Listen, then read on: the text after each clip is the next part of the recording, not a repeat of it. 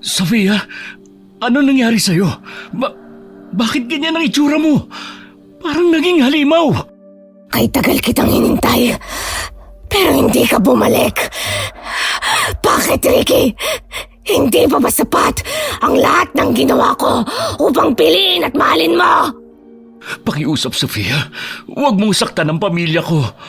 Patawad kung pinaghintay man kita ng mahabang panahon, pero wala akong intensyon na lukuhin ka.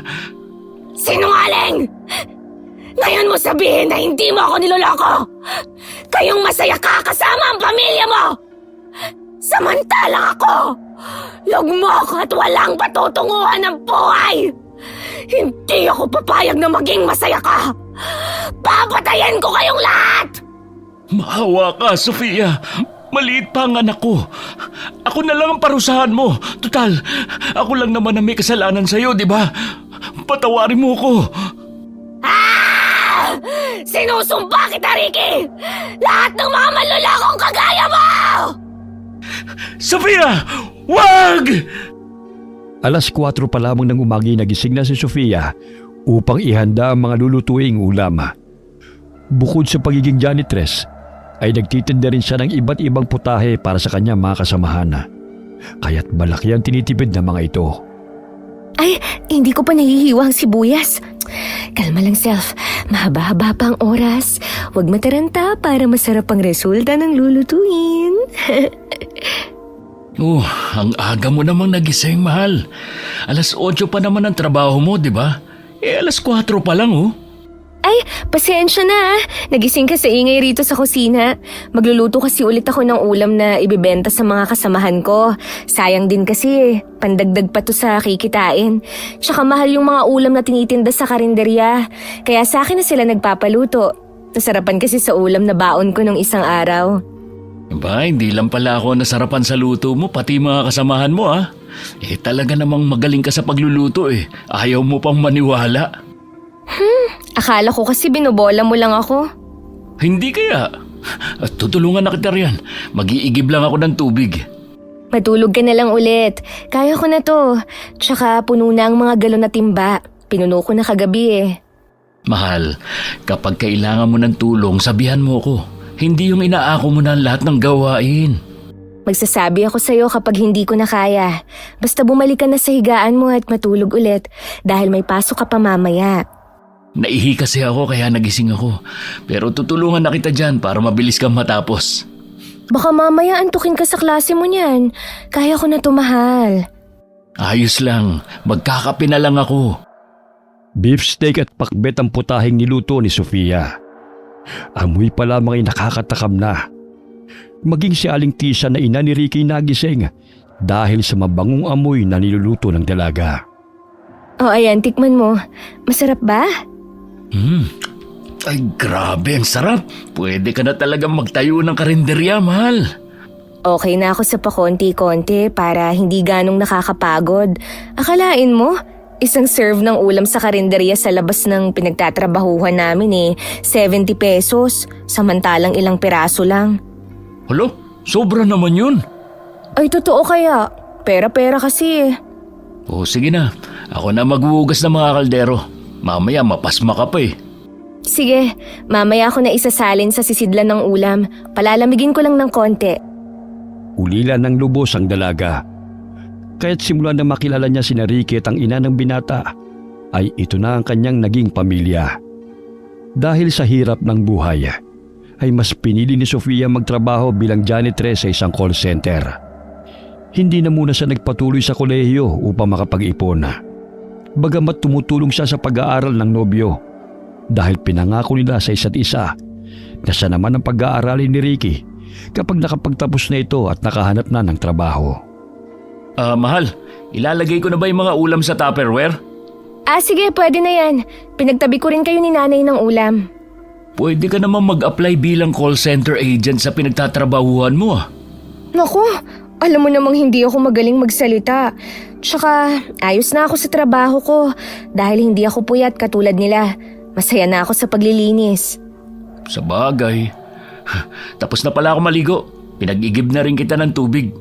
Magpapahinga na muna ako sandali 6:00 na, kaya maligo ka na bago ka pa mahuli sa klase. Ako na ang bahala sa mga ulam na yan. Ang swerte ko talaga sa'yo. Basta babawi talaga ako, mahal, kapag nakapagtapos na ako ng pag-aaral. Huwag mo na munang isipin yan. Ang importante, makagraduate ka. 1 taon na lang oh. Maraming salamat sa lahat ng tulong, unawa at puyat mo para sa akin, mahal ko. Nagdrama ka na naman. Sige na, magbihis ka na. Maging si Aling Tisay napapangiti habang pinagmamasda ng dalawa. Kasama na nilang naninirahan si Sofia sapagkat may bakanting silid pa naman sa kanilang bahay. Kaya imbis na umupa, ay doon na lamang nanirahan ng dalaga upang makatipid na rin. Matapos na makapag-almusal, ay agad na nagpaalam ang binata sa nanay nito at kay Sofia. Ricky, sandali! Nakalimutan mo ang baon mo! Ay, oo nga pala. Makakalimutin na talaga ako. Itong 100, pang merienda mo mamaya, ha? Hindi na. Ipunin mo na lang yan. Sobra na ang binibigay mo sa akin eh. Tsaka may extra akong pera dito. Huwag mo na akong alalahanin pa. Huwag ka nang mahiya. Sweldo ko naman kahapon eh. Kaya may sobrang pera naman ako rito. Ikaw talaga, mahal. Ang bait mo.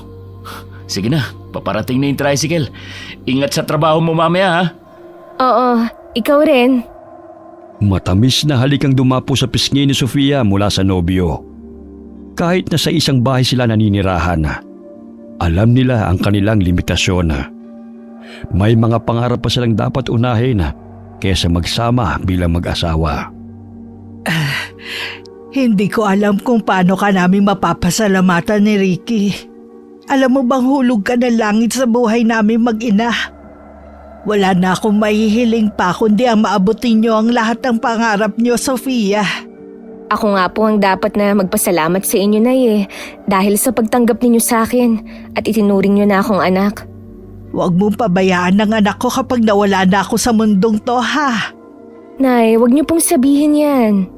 Minsan nahihirapan na rin ako, anak eh. Dahil sa sakit sa puso. Ayoko maging pabigat sa inyo. Kaya nga po huwag kayong magpakapagod. Yung mga labahin at mga lilinisin dito sa bahay, ako na po ang bahala doon. Kailangan ko naman mag-ehersisyo. Ayoko humilata na lang dito ng buong araw.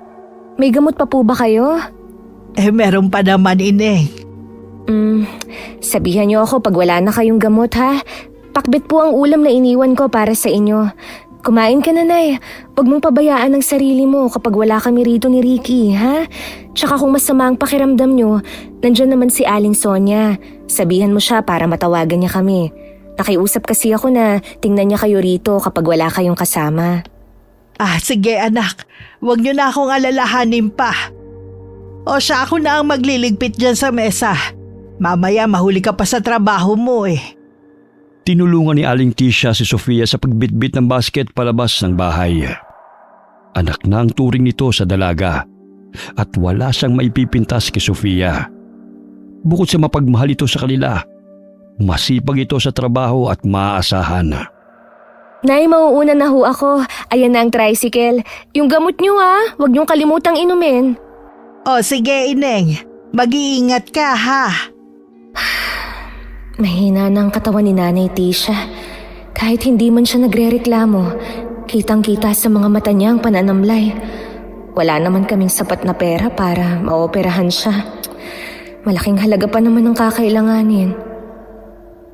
Napahinto sa pag-iisip si Sofia nang mapansin na malapit na siya sa gusali na kanyang pinagtatrabahuhan. Agad niyang iniabot ang bayad sa driver at bumaba ng tricycle. Napansin siya ni Arnold, ang kasama nilang call center agent, kaya tinulungan siya nito sa pagbubuhat ng bag kung saan nakasilid ang mga ulam. Naku, salamat Mang Arnold ha. Medyo mabigat pa naman po yan. Ang bango naman ng ulam Amoy pa lang masarap na. Tiran mo ko mamaya maubusan pa ako. Ay, andyan ka na pala Claire. Hindi kita napansin. Magkasunod lang yung tricycle na sinasakyan natin. Hindi ka ba hinatid ng boyfriend mo? Hindi na. Maaga kasi ang pasok niya ngayon. Tsaka ayoko siyang abalahin sa pag-aaral niya. Alam mo girl, ang swerte ng boyfriend mo sa'yo. Ikaw ang tipo ng babae na hindi dapat pakawalan pa. Masipag na, mabait pa. Ay, Mang Arnold, akin na huyang bag. Maraming salamat po sa paghatid Baka gusto niyo po ng ulam. May tinitinda po ako rito. Sa pintuan pa lamang ay nagsilapit na ang mga empleyado kay Sofia. Naubos kaagad ang mga ulam at kanin na kanyang paninda. Ay, mabuti na lang ako na unang kumuha. Kung hindi, mauubusan na naman ako. Kaya nga itinabi ko na yung sayo siya nga pala, baka pagalitan ako dahil sa pagtitinda ko rito. Sino magagalit? Pati HR nga at manager na gustuhan ng luto mo magagalit pa sila. Isa pa, mas makakatipid sila kung sa'yo bibili, no? Kesa naman sa karinderyang yon na napakamahal. Inginuso pa ng babae ang bibig nito habang itinuturo ang karinderya na tinutukoy. Tinungo na nila ang silid kung nasaan ang mga gamit panlinis upang magsimula na sa pagtatrabaho. Katulad ni Sofia, isang janitress din sa gusaling yun si Claire. Naging malapit ang loob nila sa isa't isa dahil pareho silang ulila. Ang pinagkaibahan labang ay may mga kapatid si Claire. Itatapon ko na muna tong mga basura. Puno na naman Sige. Ako na lang ang bahalang maglinis sa banyo. Tsaka pakicheck na rin yung basurahan sa 4th at 5th floor. Baka puno na naman yun. Oo, dun din ang punta ko. Ay girl, nakita mo ba yung si Krisha? Kahapon pamugto ang mga mata niyan. Tsaka nakasalubong ko kanina umiiyak na naman habang may kausap sa telepono. Bakit naman? Narinig ko yung usap-usapan dito. Iniwan daw ng boyfriend. Ang masakit pa, si Krisha pa nagbibigay ng allowance sa lalaki. Tapos nakita niya may inuwing babae sa apartment nila ang lalaki. Akalain mo yun, girl? Nagawa pa siyang lokohin ng lalaking yun. Ay, grabe naman yun. Di ba mas bata ang lalaki kesa sa kanya? 5 taon ang tanda niya sa boyfriend niya. Tsaka immature pa.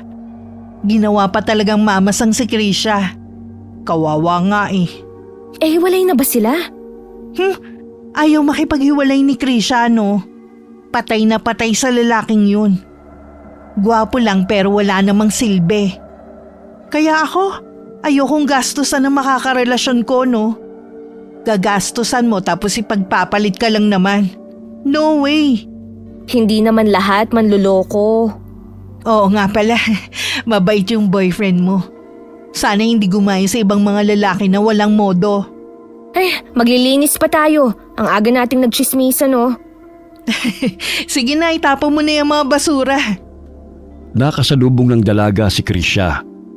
Mugtong-mugto ang mga mata nito. Kahit na nakasuot ng eyeglasses, ay hindi pa rin may kukubli na kagagaling lamang nito sa iyak. 6:00 ng gabi ang uwian ni Sofia at Claire. Ngunit dumadaan pa ang dalaga sa palengke upang mamili ng kanyang lulutuin kinabukasan. Paglabas pa lamang nila ng pintuan mula sa gusali, ay nakangiti na sa kanila si Ricky. Wow, may sundo ka, girl. Ang pogi talaga ng boyfriend mo. Ay, kailan kaya ako makakatagpo ng kagaya niya? Makakahanap ka rin ng para sa'yo. Huwag mo lang madaliin. Hindi na ako makakasabay sa'yo. Mauna na ako sa inyo, ha? Sige, mag-iingat ka, Claire. Kumaway-kaway habang papalayo si Claire sa kanila. Kinuha ni Ricky ang malaking bag at Tupperware na bitbit niya at agad na sumakay sa tricycle. Kanina ka pa ba, mahal? Mga 30 minuto pa lang naman. Sana hindi mo na lang ako hinintay para nakapagpahinga ka na sa bahay. Ayos lang yun. Habang naghihintay ako sa'yo, nagre-review naman ako Dadaan pa pala ako sa palengke. Bibili pa ako ng lulutuin ko bukas. O siya, tayo na. Basta, wag mo masyadong pagurin ang sarili mo. Mamaya ikaw pa tong magkasakit dahil sa pagpupuyat.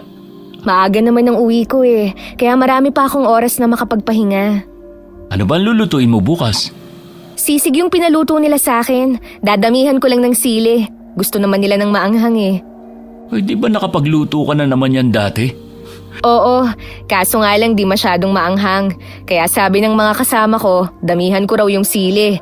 Yun bang parang sasabog sa anghang ang mga bunganga nila? Grabe naman ang mga kasama mo. Ang hot nila ah. Sinabi mo pa. Matapos na mamalengke agad na silang umuwi ng bahay. Nadat na nilang hinihilot ni Aling Tisha ang batok at paa nito. Saglit itong napahinto sa pagtutubi ng mga damit nang makaramdam ng pangangalay sa mga kasukasuan. Oh, nandito na pala kayo. Nakapagsaing na ako at nakapagluto ng paksiw. Sige na, maghapunan na kayong dalawa. Nay, ako na pong magliligpit ng mga damit. May masakit po ba sa inyo? Nakainom po ba kayo ng gamot kanina? Masakit lang naman ang kalamnan ko, anak. Huwag mo na akong alalahanin. Normal lang sa mga matatanda to. Hiniram ko pala ang langis mo. Ito lang ang nakita kong pwedeng panghilot sa pananakit ng binti ko eh. Ang bango nito Saan mo ba ito nabili? Yan po yung iniwan ni nanay bago siya pumanaw. Ang tagal na nga niyan eh. Ibabalik ko rin to maya-maya. Ipaghahain ko muna kayo. Nauna na akong kumain eh. Ako na lang po, Nay. Magpahinga na kayo riyan. Ay, siya nga pala. Binilhan ko po kayo ng prutas, saging tsaka dalandan. Salamat, Ineng, ha? Kumikirot pa rin ba ang dibdib mo, Nay? Hindi na, anak. Nagpapahinga naman ako kapag masama ang pakiramdam ko eh. Tsaka iniinom ko naman sa tamang oras ang gamot ko. Di bale, kapag nakaipon na ako, makakapagpa-opera ka na rin, Nay. At saka pwede naman tayong humingi ng tulong sa gobyerno eh. Ayos na ako, anak. Malapit ka nang makapagtapos sa pag-aaral kaya mag-focus ka na muna riyan. Kapag makaluwag-luwag na tayo makakapagpa-opera din ako. May mga gagastusin pa rin naman kahit na humingi tayo ng tulong sa gobyerno eh. Sa susunod na linggo pala, magpapasama ako kay Sonia sa libreng check-up sa sentro. Oh, magbihis ka na mahal para makakain na tayo. Maiwan ko muna kayo rito ha. Ilalagay ko lang tong mga tinuping damit sa aparador. Magpahinga ka na, Nay. Ako na po ang bahala rito. Pagdating ng kwarto, hinilot ni Aling Tisha ang kanyang dibdib. Hindi niya sinabi ang totoong nararamdaman niya kina Sofia at Ricky, na paminsan-minsay kumikirot ang kanyang dibdib at nahihirapan siyang huminga. Ilang sandali pa'y bumaba ng hagdan si Ricky upang makapaghapunan. Halika na, mahal. Umupo ka na rito. Ang sarap ng paksiw, oh. Si Nanay? Nagpahinga na. Tapos na raw siyang kumain. Alam kong hindi mabuti ang pakiramdam ni nanay. Mas mabuti pang samahan na siya ni Aling Sonia na magpa-check up. Bibigyan ko lang sila ng pamasahe at pangmeryenda. Ako na magbibigay sa kanila ng pera. May trabaho naman ako sa talyer sa Sabado at Linggo eh. Sige. Ito pang kanin, oh. Nangangayayat ka ni. Pumayat na ba ako? Parang hindi naman ah. Ang laki nga ng tiyan ko oh. Nagtawanan silang dalawa. Mahigit 6 na taon na silang magkasintahan at naging maayos ang kanilang pagsasama. Yung kasama mo kanina, ang kulit niya, no? Ay nako, sinabi mo pa. Lalo na sa chismis, hindi yun nagpapahuli. Nako, patay tayo dyan. Makinig ka na lang sa mga sinasabi niya sa'yo. Huwag ka lang makipagchismisan. Baka makahanap ka pa ng makakaaway. Nakikinig lang ako. Alam mo naman sa pinagtatrabahuhan ko, ang daming masasagap na balita. Lalo na sa mga hiwalayan, updated yang si Claire. Siya ba ang hiniwalayan? Hindi, yung isang kasamahan namin. Ano ba ang problema nila? Hiniwalayan ng boyfriend at ipinagpalit sa iba. Kaya kung ikaw maglolo ko, sabihin mo sa akin agad para hindi ako umasa. Ibahin mo ako sa lalaking yun, no? Hindi ako tutulad sa kanya. Ay dapat lang, kasi puputulan talaga kita pag ginawa mo yun. Puputulan agad? Grabe ka naman, mahal. Ang brutal mo. Kaya nga wag mong tangkaing magloko. Dahil hindi talaga kita mapapatawad. Sus, hindi mangyayaring magloloko ko, no? Wala sa bokabularyo ko yan. Ang hirap kaya makahanap ng babaeng katulad mo, mahal. 1 in a million ka lang. Kaya ayaw kong iwan ka at ipagpalit lang sa iba. Uso pa naman ngayon ng cheater. Lalaki man o mapababae, kung maglolo ko ay wala sa kasarian. Focus na ako sa'yo, no? Ano mapapala natin dyan? Masisira lang talaga ang buhay natin. Matapos kumain, pumasok na sa kanya-kanyang silid ang dalawa.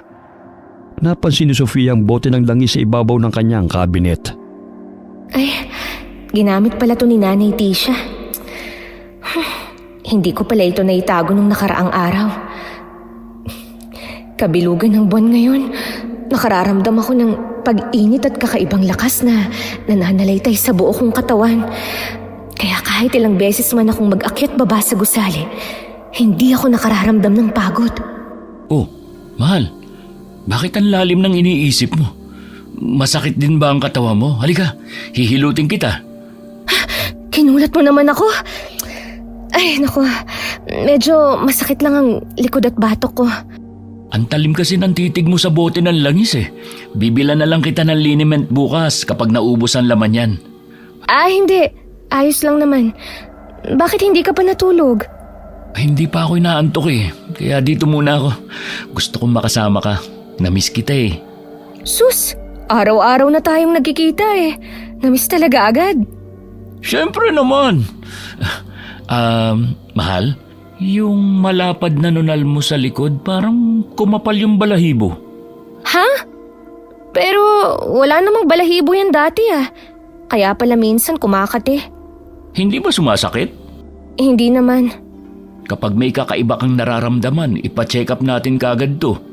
Alam mo namang may mga nunal na cancerous, kaya habang maaga pa, dapat pasuri natin sa doktor. Hindi naman sumasakit eh. Si nanay noon may ganyan ding nunal. Naman ako sa kanya. Di ba nagkasakit yung nanay mo dati? Ano sanhi nun? Pneumonia yun sabi ng doktor. Hindi dahil sa malapad niyang nunal. Kaya wag mo na yang alalahanin pa. Hindi ko yan ikamamatay. Siyempre no, nababahala lang ako. Kasi hindi naman ganito to dati. Kapag nalalagyan ko naman ng langis, nawawala naman ang kati at hapde. Tsaka nakakapako naman yan, pero hindi naman ganun kakapalang buhok. Huwag mo na lang masyadong hawakan.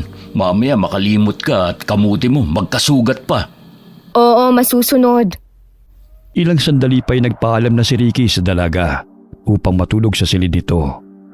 Sinarado ng dalaga ang pinto at tinignan sa salamin ang nunal niya sa likod. Nangamba siya dahil mas lalong kumapal ang buhok at napapadalas ang pagkati at paghapdi nito. Dahil siguro'y kabilugan ng buwan ngayon. Tulad ng kay nanay noon, kaya naman niyang kontrolin ng kanyang sarili na magpalit ng anyo. Ayon na rin sa kanyang emosyon. Ayokong dumating ang panahon na maging katulad niya. Gusto kong mamuhay bilang normal na tao. Dahil sa pagiging aswang niya tinugis kami at kung saan-saan napadpad. Ayokong malaman ni Ricky kung saan ang kan ako nanggaling. Sapat na sa akin na mamuhay ng payapa kasama nila. Nakokontrol ko naman ang aking emosyon, kaya hindi ako naging aswang katulad noon ni nanay. Nakatulog si Sofia mula sa malalim na pag-iisip. Bumalik sa kanyang gunita ang pagtakas nila ng kanyang ina mula sa bundok at tinutugis ng mga tao dahil napagkamalan na ang kanyang ina ang pumatay sa 5 taong gulang na bata. Napadpad sila sa baryo Mabuhay at doon na nagsimulang manirahan. 20 taon na ang nakakalipas. Napabalikwas siya ng bangon at habol-habol ang hininga. Panaginip. Isang masamang panaginip. Pumabalik na naman sa aking alaala ang panahong tumatakas kami ni nanay at muling nanumbalik ang nakakatakot niyang itsura. Muling bumukas ang pintuan at iniluwanon ang nag-aalalang si Ricky. Naabutan itong tagaktakang pawis ni Sofia. Mahal, naririnig kitang umuungol mula sa kabilang silid. May masama ka bang nararamdaman? Binangungot lang siguro ako. Masama lang ang panaginip ko eh. Sandali, ikukuha kita ng tubig. Nanunumbalik sa aking alaala ang aswang na anyo ni nanay. Pero bakit? Ilang taon na ang nakalipas buhat na makatungtong ako sa edad na 18. Kahit kailan, hindi pa ako naging aswang. Maliban na lamang sa kakaibang lakas at init ng aking katawan. Oh, mahal, itong tubig. Uminom ka muna.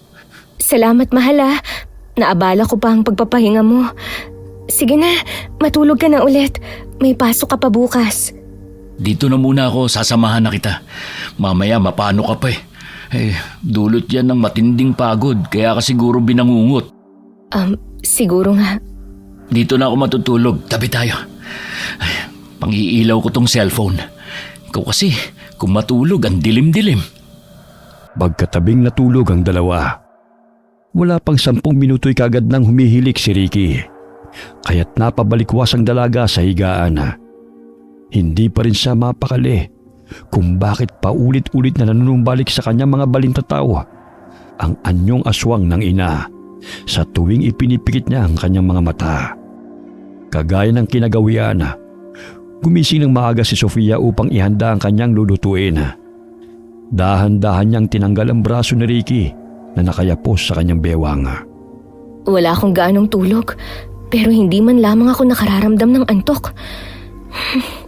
4:00 na rin pala. 6:00 ng umagay natapos na ni Sofia ang mga putahing niluluto.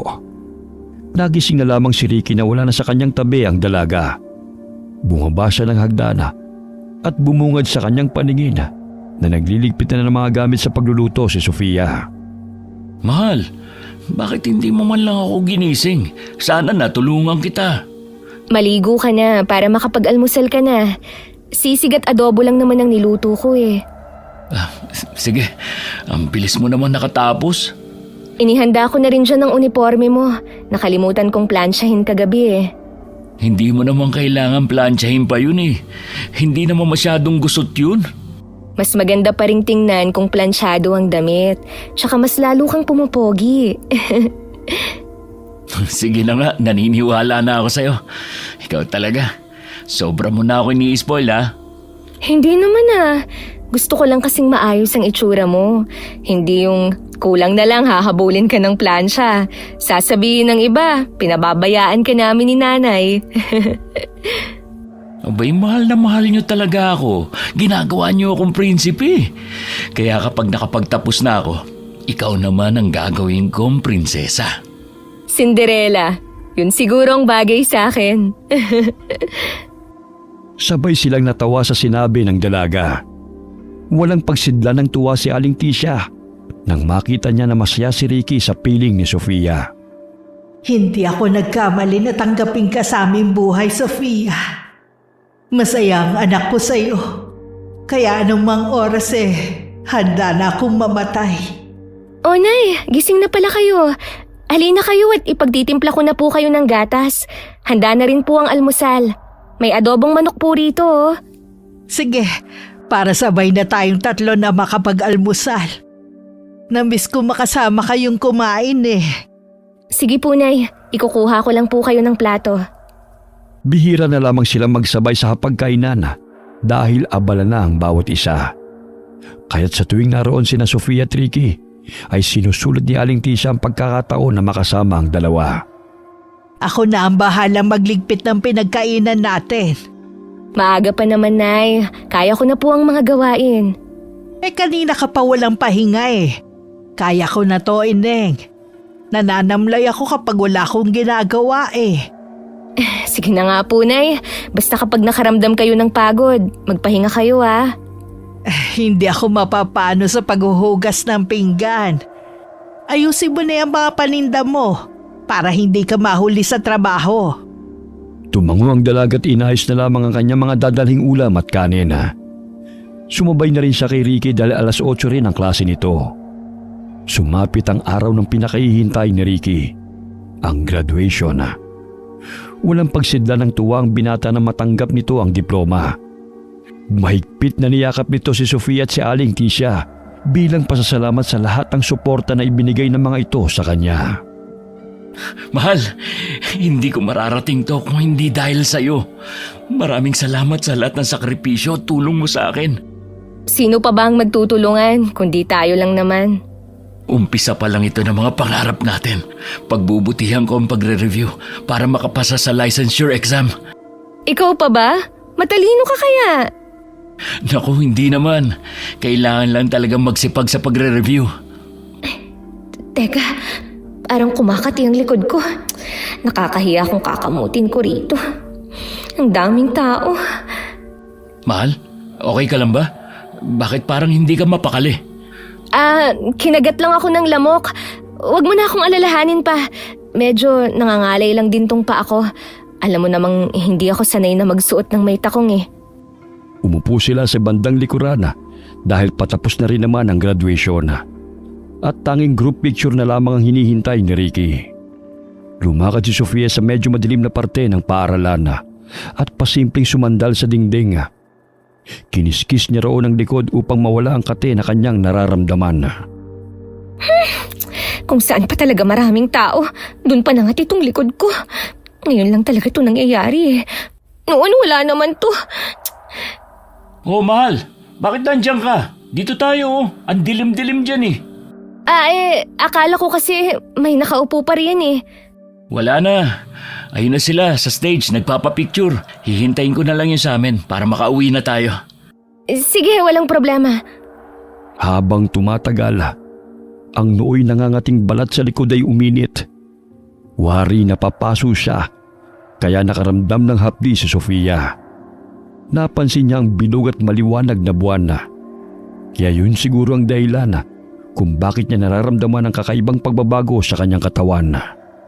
Parang ganito rin ang nararamdaman ni nanay noon sa tuwing kabilugan ng buwan. Hindi kaya tutubuan din ako ng bukol sa likod kagaya niya. Halika na, Sofia. Tapos nang kuhanan ng litrato si Ricky. Bumaba na siya ng entablado. Sige po, Nay. Sa restaurant na tayo maghapunan. Sagot ko.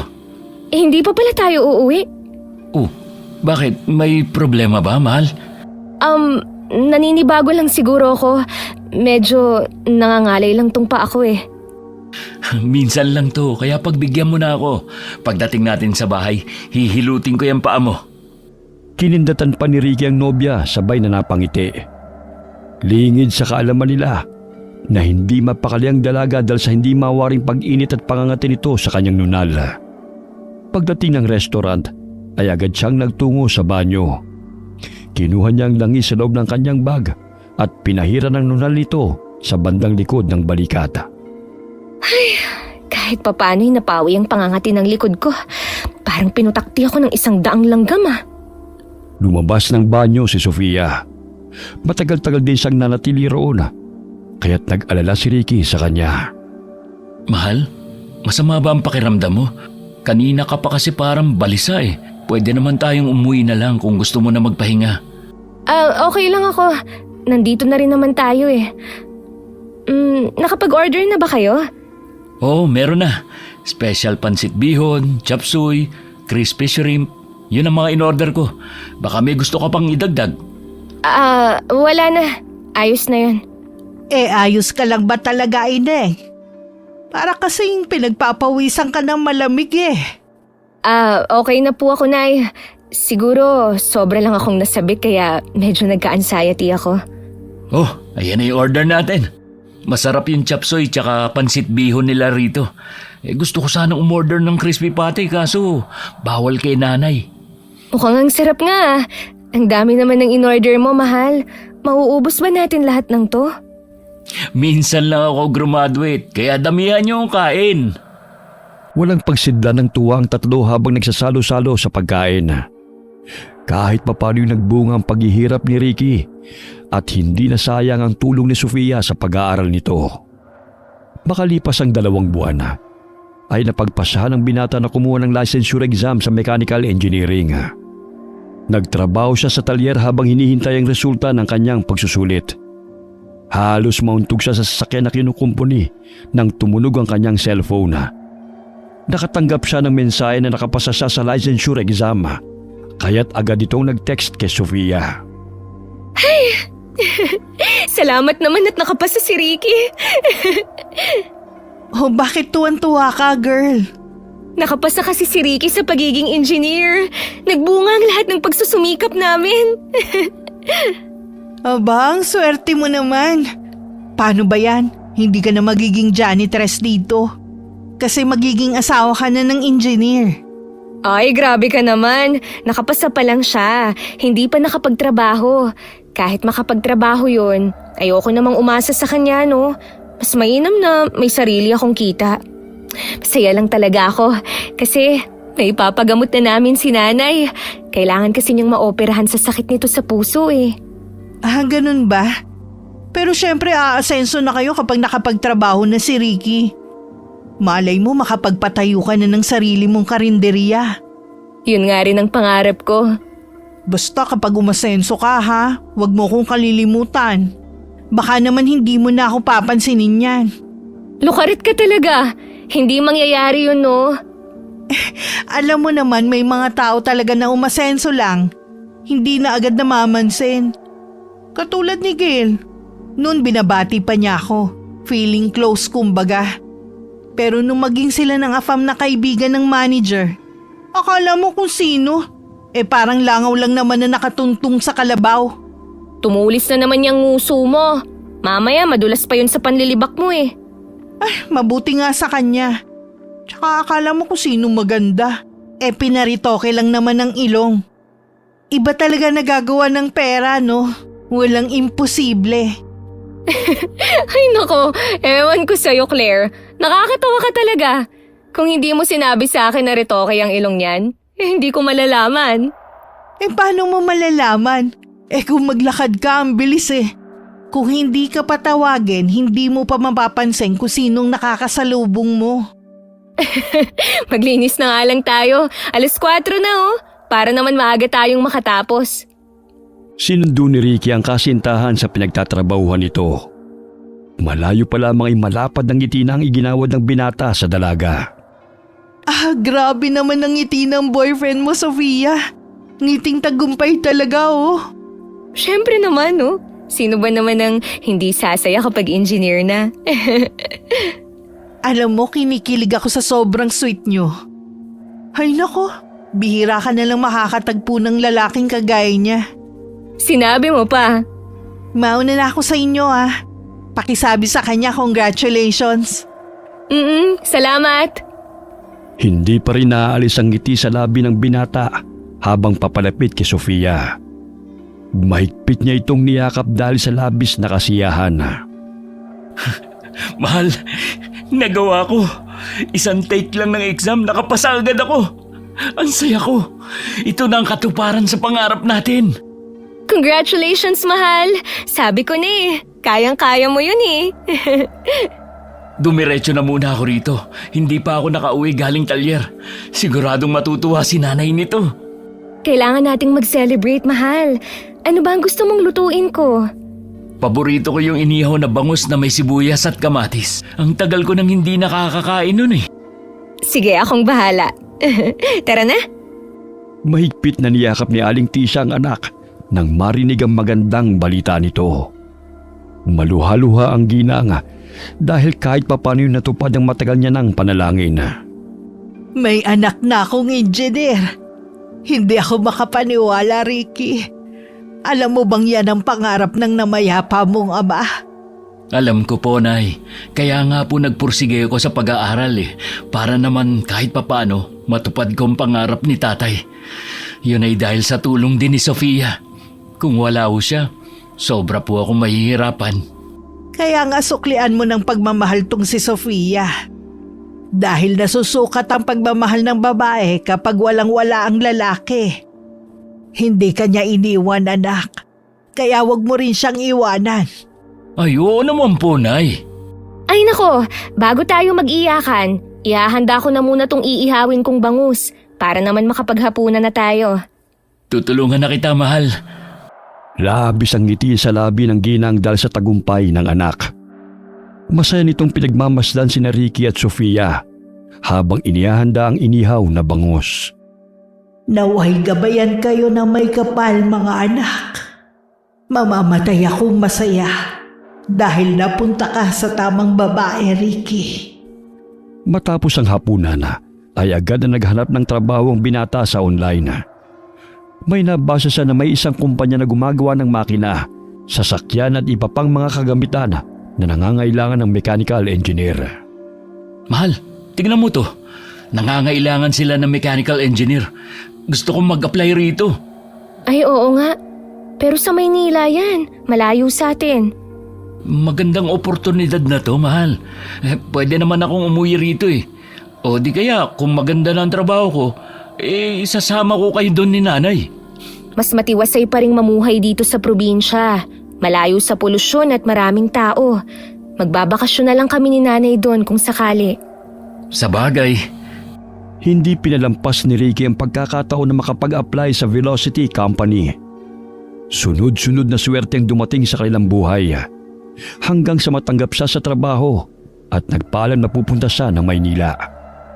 May bahagi sa puso ni Sofia na nakaramdam ng lungkot dahil magkakalayo sila ng binata. Ngunit yun na ang matagal nilang hinihintay kaya't sinuportahan niya ang nobyo. tatawagan kita pagdating ko sa Maynila. Mag-uusap pa rin naman tayo araw-araw eh. Mag-iingat ka ron ah. Huwag mong pabayaan ang sarili mo. Lalo na't wala kami ni nanay doon. Oo naman. At saka ikaw na muna ang bahala dito kay nanay, mahal ha. Pangako, kapag nakaipon na ako, dadaling ko kayo ron. Magkakasama tayong muli. Basta focus ka sa trabaho. Hindi kung kani-kanino, ha? Sus, alam ko na ang ibig mo sabihin. Ikaw lang ang nagmamay-ari ng puso ko. Walang makahihigit sa pagmamahal na binibigay mo sa akin. Mahal na mahal kita, Sofia. Kaya huwag kang mag-isip ng kung ano-ano. Nagpapaalala lang. Mamaya, makalimutan mo ko dahil sa dami ng makikilala mo ron. Hindi mangyayari yun, mahal. O siya, andyan na pala si Mang Tonyo. Mag-ingat kayo rito ni nanay ha. Padadalang ko kayo ng pera para sa gamot ni nanay. Ricky anak, mag-iingat ka ron ha. Tumawag ka agad kapag dumating ka na ron. Opo, Nay. Sige po, aalis na ako. Mamaya mahuli pa ako sa airport eh. Mahigpit na yakap ang iginawad ni Ricky sa ina at kay Sofia.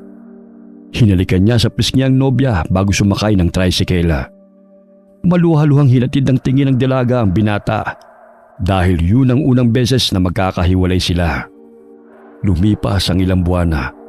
Madalas na tumatawag si Ricky sa telepono at ibinabalita ang tungkol sa trabaho nito sa kumpanya. Dali-daling kinuha ni Sofia ang cellphone nang marinig na tumunog yun. Hello, mahal. Kumusta na kayo riyan? Miss na miss ko na kayo. Okay lang, mahal. Ikaw, kumakain ka ba ng maayos? Baka naman nagpapalipas ka ng gutom, ha? Hindi, kumakain naman ako. Magpapadala pala ako ng pera mamaya. Bilang mo ng gamot si nanay ha. Pati ikaw din. Bumili ka ng gusto mo. Ayos lang ako, no? Ipunin na lang natin ng pera para sa gamutan ni nanay. Nag-iipon naman ako. Hindi mo na kailangan pang sumideline sa pagluluto. O di kaya pwede ka namang huminto sa trabaho mo at mag-enroll ka na sa susunod na pasukan. Malayo-layo pa naman ang pasukan. Sayang naman kung hihinto ako sa pagtatrabaho. Tsaka wala naman akong gagawin dito sa bahay eh. Basta ha, ayokong pinapagod mo ang sarili mo. May trabaho na ako. Panahon na rin para makabawi ako sa'yo. Mag-ingat ka riyan ha. Huwag mo kaming alalahanin ni nanay rito. Sige na. Mamaya tatawag ulit ako. Ite-text na lang kita sa padadala kong pera. Pangiting ibinaba ni Sofia ang cellphone. Siniko siya ni Claire na nooy nakikinig sa usapan ng dalawa. Boyfriend mo yun, no? Sweet nyo talaga. Kahit LDR, updated pa rin sa isa't isa. Ay, sana all na lang talaga. Nanibago din ako. 3 buwan na siyang nandun sa Manila. Unang beses naming magkalayo. Kaya kahit papano nag-a-adjust din. Huwag mo nang pakawalan niyang boyfriend mo. Pagbalik niya rito, magpakasal na kayo. Mamaya landiin pa yan ng iba eh. Sa panahon ngayon, naglipa na ng mga higad. Ang bata pa namin para mag-asawa. Babalik pa ako sa pag-aaral. Gayong siya na itong nagtatrabaho. Basta sinasabi ko sa'yo, bantayan mo na maigi ang si Ricky. Baka gayumahin pa ng iba. Di mangyayari yun, no? Tiwala si Sofia kay Ricky na hindi siya nito lolokohin. Kaya't hindi niya pinansin ang sinabi ng kaibigan niyang si Claire. Pagamat ang tiwalang yun ay napalitan ng pangamba nang sumapit ang 7 buwan. 1 linggo nang hindi tumatawag si Ricky, kaya't nanibago sina Sofia at Aling Tisha. Hindi na mapakali ang dalaga, ngunit walang sumasagot sa cellphone ng nobyo kapag tinatawagan niya ito. Ineng, tumawag na ba si Ricky? Mag-iisang linggo nang hindi ko siya nakakausap pa. Hindi pa nga po na eh. Nag-aalala na rin po ako sa kanya. Ano kaya nangyari sa batang yun? Tatawagan ko po siya ulit. O di kaya yung kumpanya na pinagtatrabahuhan niya. Huwag na po kayong mag-isip ng masama. Baka mapano pa ho kayo eh. Sige, tawagan mo, Ineng. Nakakapanibago naman na hindi siya tumatawag eh. Paulit-ulit na tinawagan ni Sofia si Ricky. Ngunit hindi niya ito makontak. Pabalik-balik siyang lumalakad sa sala. Ngunit out of coverage pa rin ang linya ng nobyo. Dahil sa sobrang pag-iisip, ay napasa po si Aling Tisha sa dibdib nito at bigla na lamang nahirapang huminga. Nay! Anong nangyayari sa'yo? Nay! Tulong! Mga kapitbahay, tulungan niyo ako! Hindi ako makahinga. Nay, sandali! Hihingi ako ng tulong! Huwag kang bibitaw, Nay! Huwag kang uminto sa paghahanap kay Ricky, ha? Alamin mo kung nasan siya. Nay, pakiusap! Huwag naman ngayon! Nay! Lumabas ng bahay si Sofia at humingi ng tulong sa kanilang mga kapitbahay. Dali-dali naman silang tinulungan ng mga ito upang isugod sa ospital ang ginang. Ngunit sa kasawiang palad ay binawian ito ng buhay. Sinabihan sila ng doktor noon na mahina ang katawan ni Aling Tisha at baka hindi nito kayanin ang operasyon. Kaya tanging maintenance na gamot ang ibinigay nito sa ginang upang mapanatili ang normal na pagtibok ng puso nito. Ngunit dahil sa labis na pag-iisip ay bumigay ang katawan ng ginang at humantong sa kamatayan. Lumipas pa ang mga araw. Hindi pa rin makontak ni Sofia si Ricky. Nakaburol lang ang labi ni Aling Tisha at tanging mga kapitbahay at kaibigan niyang si Claire ang kanyang kasama. Labis ang pangungulila ng dalaga. Wari niya'y 2 beses ang namatayan ng ina. Dumagdag pa sa kanyang alalahanin si Ricky. Claire, hindi ko na alam ang gagawin ko. Wala akong kontak kay Ricky. Tapos yung kumpanya na pinagtatrabahuhan niya, wala ring alam kung nasan siya. Bigla na lang daw itong hindi pumasok sa trabaho. Ay, ano ba yan? Bakit ba nagkasabay-sabay pa ngayon ang problema? Hindi ko alam kung saan hahanapin si Ricky. Hihintayin ko na lang na mailibing si Nanay Tisha bago ko siya hanapin muli. Baka makauwi rin siya. Ipinagbigay alam ko na sa kumpanya nila ang nangyari kay Nanay. Saan kaya pumunta si Ricky? Hindi ko nga rin alam eh. Hindi naman siya yung tipong hindi nagpaparamdam. Hindi yun makatiis na hindi tumawag sa amin. Claire, wari ko'y may masamang nangyari sa kanya. Ipagbigay alam kaya natin sa kapulisan. Pwede naman. Pero mahihirapan ka pa ngayon sa paghahanap sa kanya. Lalo na nakaburol pa si Nanay. Tapos sa Maynila mo pa hahanapin si Ricky. Ay, naku. Parang mababaliw na talaga ako, Claire. Huwag ka na masyadong mag-isip ng masama.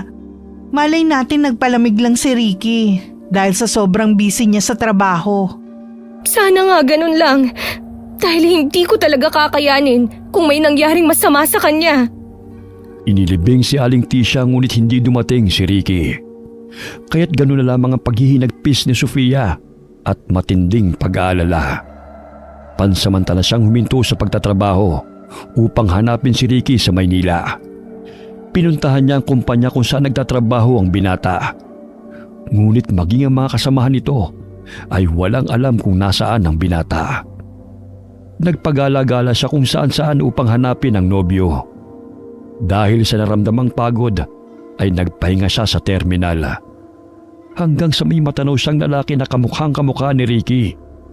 May kasamang babae at magkahawak kamay pa ang mga ito. Si Ricky yun na. Hindi ako nagkakamali. Pero, sinong kasama niyang babae? Ricky! Ricky! Tumakbo siya upang sundan ang dalawa. Natuon ang pansin ng mga ito sa kanya at nagtama ang paningin nila ng nobyo. Ngunit wala man lamang emosyon ang binata at bumawi ng tingin sa dalaga na animoy hindi siya kilala nito. Babe, pumasok ka na sa sasakyan. Mamaya mahuli pa tayo. Parang tinatawag ako ng babaeng yun, oh. Naku, baka pulubi lang yan. Halika na, dumidilim na oh. Sige. Dahil sa dami ng tao, ay hindi naabutan ni Sofia ang binatang kanyang hinahabol. Pero sigurado siyang si Ricky yun. Hindi ako nagkakamali. Si Ricky ang nakita ko. Tama nga ang hinala ko. May ibang babae siya. Kaya siguro hindi ko siya makontak. Ilang araw na namalagi sa terminal si Sofia kung saan niya nakita si Ricky. Ngunit hindi na niya ito nakitang muli. Bumalik siya ng probinsya upang hintay na lamang ang kasintahan doon. Matamlay niyang pinagmasdan ang masaya nilang larawan na kinunan pa noong graduation. Sinungaling ka, Ricky. Hindi ako papayag na ipagpalit mo ako sa babaeng yon. Wala ka man lang pasabi. Maging si Nanay Tisha, tiniis mo kapalit ng marangyang buhay. Manloloko ka. Sinungaling ka. Aray! Ang likod ko! Ang sakit! Parang may bumubukol sa likod ko! Nandilat ang mga mata ni Sofia nang maaninag sa replika ng salamin ng pagbabago niya ng anyo. Ang nooy mapupungay na mga mata ay napalitan ng mabalasik at umumbok ang kanyang likod. Bumuhaghag ang kanyang buhok na animoy nakakasindak na hayop. Kawangis ko na ngayon ang tunay kong ina. Isa na akong ganap na aswang. Hindi maaari. Ayokong maging aswang. Hindi ako tatanggapin ni Ricky kapag ganito ang itsura ko. Lumabas ng bahay si Sofia dahil hindi siya mapakali. Hindi niya alam kung saan pupunta upang ilabas ang pot na kanyang nararamdaman. Nanumbalik sa kanyang isipan na niloko siya ni Ricky, kaya gusto niyang makapaghiganti. Kumaripas siya ng takbo, pagala-gala sa madilim na daan, hanggang sa masipat ng kanyang paningin ang nobyo ni Krisha na paulit-ulit na ng bababae. Pangiti-ngiti pang lalaki habang hinahati dito ang babae. Lingid sa kaalaman nito na sinundan siya ni Sofia na nooy nagkukubli sa kadiliman. Ibang babae na naman ang kasama ng lalaking yan. Samantalang madalas na mugto ang mga mata ni Krisha dahil sa panluloko niya. Wala siyang pinagkaiba kay Ricky. Lahat ginawa ko, pero hindi pa rin sapat para piliin at mahalin ako. Ikaw na manluloko ang iiyak ngayon! Sumakay ng kotse ang lalaki. Ngunit bago pa nito maisara ang pintuan, ay napigilan niyo ng aswang na si Sofia. Nandidilat pa ang nagbabagang mga mata nito habang tinititigan ng lalaki. Sino ka? Anong kailangan mo sa akin? Sino ang babaeng kasama mo? Bakit hindi ka makontento sa isang babae lang? Umalis ka rito! Halimaw! Manloloko ka! Ilang beses mo nang niloloko si Krisha! Ilang beses ka na rin yung pinatawad! Ngunit hindi ka pa rin nagbabago! Hindi ko alam ang pinagsasabi mo! Kaya umalis ka na! At tantanan mo na ako! Akala mo'y makatatakas ka pa? Hindi ako papayag na mabuhay ang mga taong kagaya mo! Anong ginagawa mo? Huwag kang pumasok sa sasakyan ko! Umalis ka! Eh kung gusto kong pumasok, anong gagawin mo? Tulong! May halimaw! Akala mo ba may tutulong sa'yo? Bukas pa nila matatagpuan ng malamig mong bangkay. Marami kang pinaiyak na babae. Bukas, iiyakan ka pa rin nila. Yun nga lang, patay ka na! Layo mo ako! Hindi kita kilala at wala akong atraso sa'yo! Sa akin wala. Pero kay Krisha meron. Minahal ka niya. Pero paulit-ulit mo siyang niloloko! Pinaandar ng lalaki ang sasakyan. Ngunit malakas siyang kinalmot ng aswang sa pisngi. Dahilan na tumalsik ang dugo nito. Madilim ang paligid at wala ng taong naroon. Umaandar ang kotse, ngunit nakapasok ang aswang. Sa paningin ni Sofia ay naaaninaw niyang si Ricky ang lalaking kanyang kaharap. Dahil sa labis na pagkamuhi, sinakal niya ito ng mahigpit hanggang sa mabangga sila sa puno. Manloloko ka! Ito ang nababagay sa'yo! Anong kasalanan ko sa'yo at bakit mo nagawa sa akin to? Ano ba sinasabi mo? Bitiwan mo ako. Wala akong kilalang halimaw. Hindi ko hahayaan na marami ka pang babaeng lolokohin! Wala kang karapatang mabuhay! Sino ka ba? Nahihirapan akong huminga. Mas mabuti pang mamatay ka kaysa patuloy kang magpapaasa! Walang iya ka! Ubod ka ng sinungaling! Hindi ako makahinga. Bitiwan mo ako. Papatayin kita! Nawala sa sarili si Sofia dahil sa labis na galit. Pakiwari niya ay si Ricky ang sinasaktan niya. Nandidilat ang mga mata ng lalaki habang sinasakal niya ito ng napakahigpit. Yan ang nababagay sa mga malulokong katulad mo! Hindi na siya humihinga. Hindi na rin pumipintig ang puso niya. Siguro, patay na nga ang walang iyang to. Kailangan ko nang makaalis dito bago pa may makakita sa akin. Dali-daling lumabas ng kotse ang aswang at umuwi. Nagpalinga-linga siya sa paligid bago pumasok ng bahay. Muli niyang nakita ang replika sa salamin at wari naliligo siya ng dugo. Pumatay ako ng tao. Anong nangyayari sa akin? Bakit ako nagkakaganito? Hindi ako halimaw. Hindi pwede to. Nahihilo ko. Ang dilim ng paligid. Bumagsak sa sahig si Sofia at nawala ng malay. Kinabukasan na alimpungatan siya. Nagulat siya nang mapansin na puro dugo ang kanyang damit. Kailangan kong maglinis ng katawan. Baka may makakita sa akin sa ganitong ayos. Ang sakit ng ulo ko. Aray! Nakapanyang may sugat siya sa noo. Dahilan ng pukpukin siya ng lalaki ng cellphone. Unti-unti niyang naalala ang mga pangyayari, kaya't napasapo na lamang siya sa kanyang noo. Matapos niyang maligoy, agad niyang nilabhan ng dugo ang damit at nag-ayos patungong trabaho. Tahimik siyang nagmamap ng hallway nang bigla siyang kalabitin ni Claire. Uy girl, kumusta ka na? May balita na ba sa nobyo mo? Wala pa. Hindi ko siya nakita sa Maynila, maging sa kumpanyang pinagtatrabahuhan niya. Alam mo, na-miss kita. Mahigit 2 linggo rin ang leave mo eh. Nalulungkot ako sa nangyari sa'yo. Pero huwag ka mag-alala. Nandito ako na kaibigan mo. Tutulungan kita na hanapin siya. Wag na. Mapapagod ka lang sa paghahanap sa taong ayaw nang magpakita. Kung gusto niyang umuwi, edi umuwi na lang siya. Sa bagay. Gusto mo bang sumama sa akin sa susunod na linggo? Kaarawan kasi ng pamangkin ko eh. Para naman kahit papano makalimutan mo yung problema mo. Sige ba?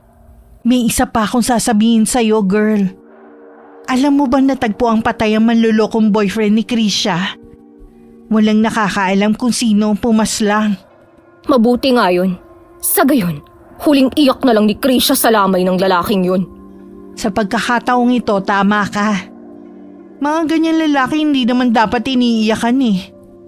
Tsaka mas mabuting ang lahat ng cheater mamamatay. Mga hindi marunong makontento. Nararapat lang sa kanya yun. Para naman mabawasan ng mga manluloko sa mundong to. May baon pala akong tinolang manok. Hindi ka na kasi nagluluto ng mga ulam eh. Tsaka malaki ang pinayat mo kaya ipinagluto kita.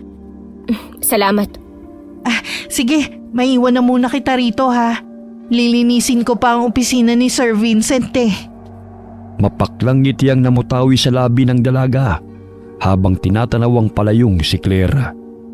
Marahan niyang hinaplos ang sugat sa kanyang ulo na kagagawa ng lalaking tinutukoy ng kaibigan.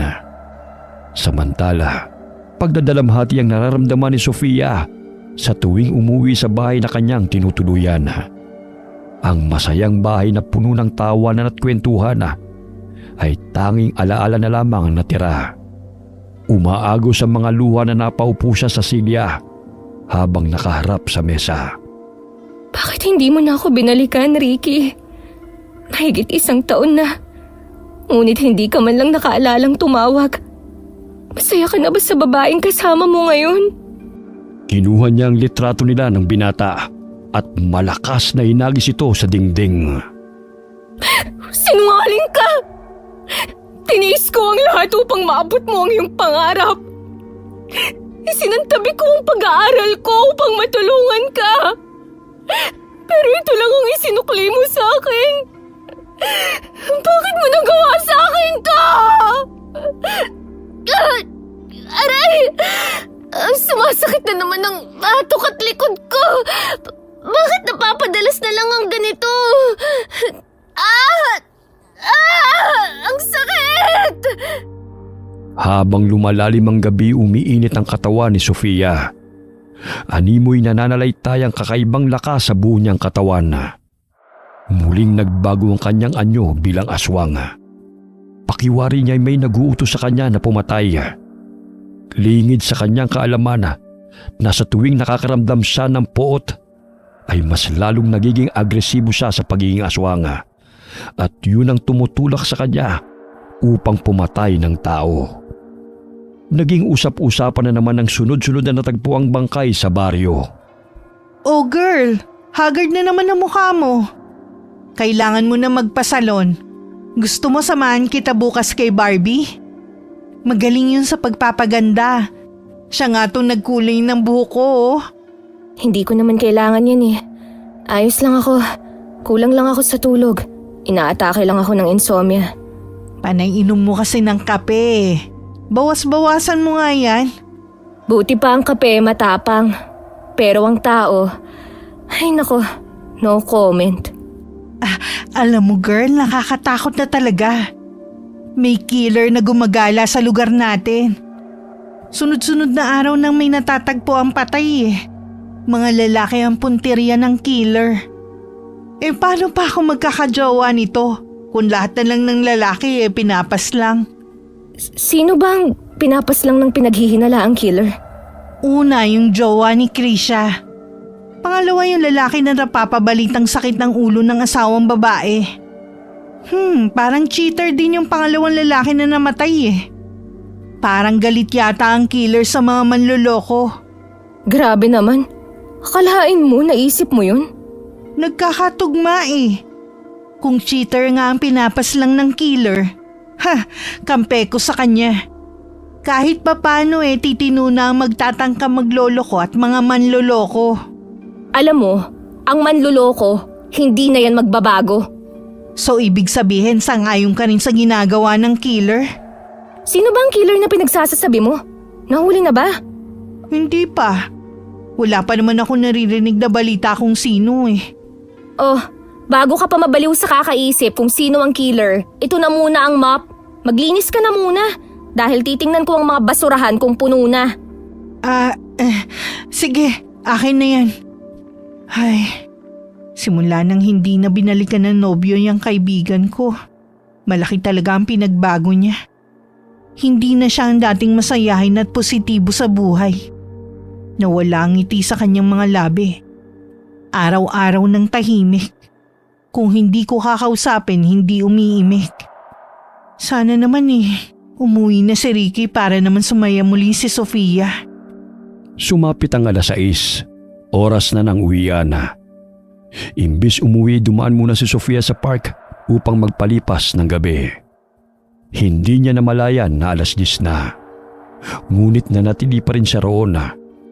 Tumingala siya sa kalangitan at nasilayan ng bilog at maliwanag na buwan. Muli siyang napapikit.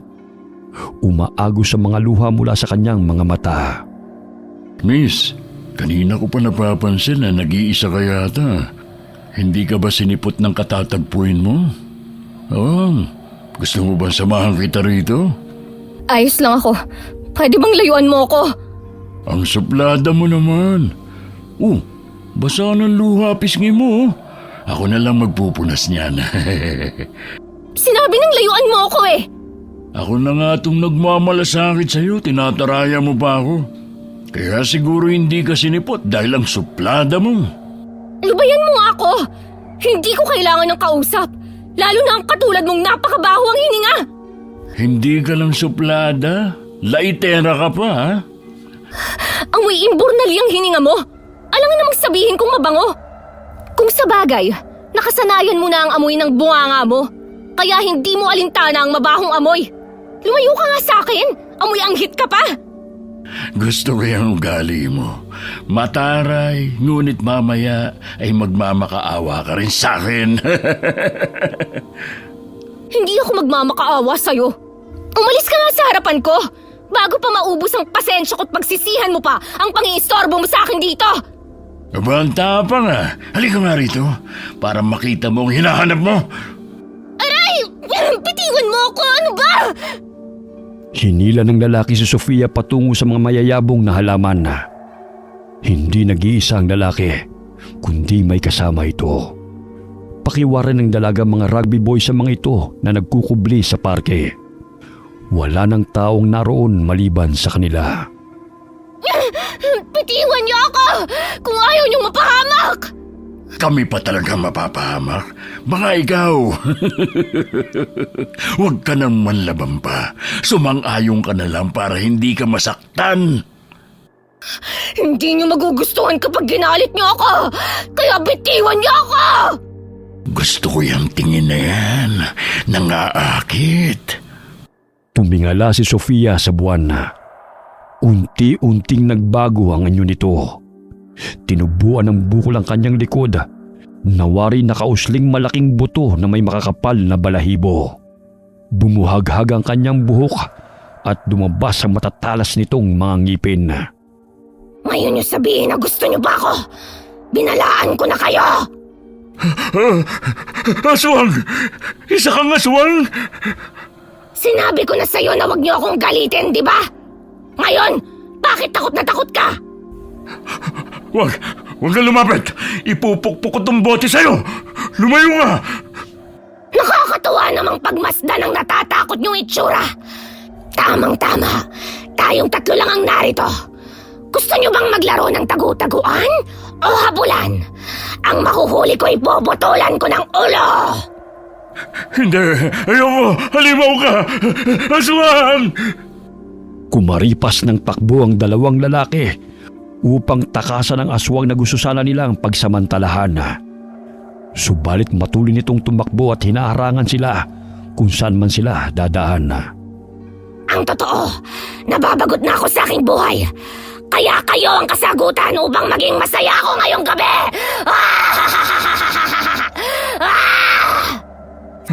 Huwag mo akong patayin.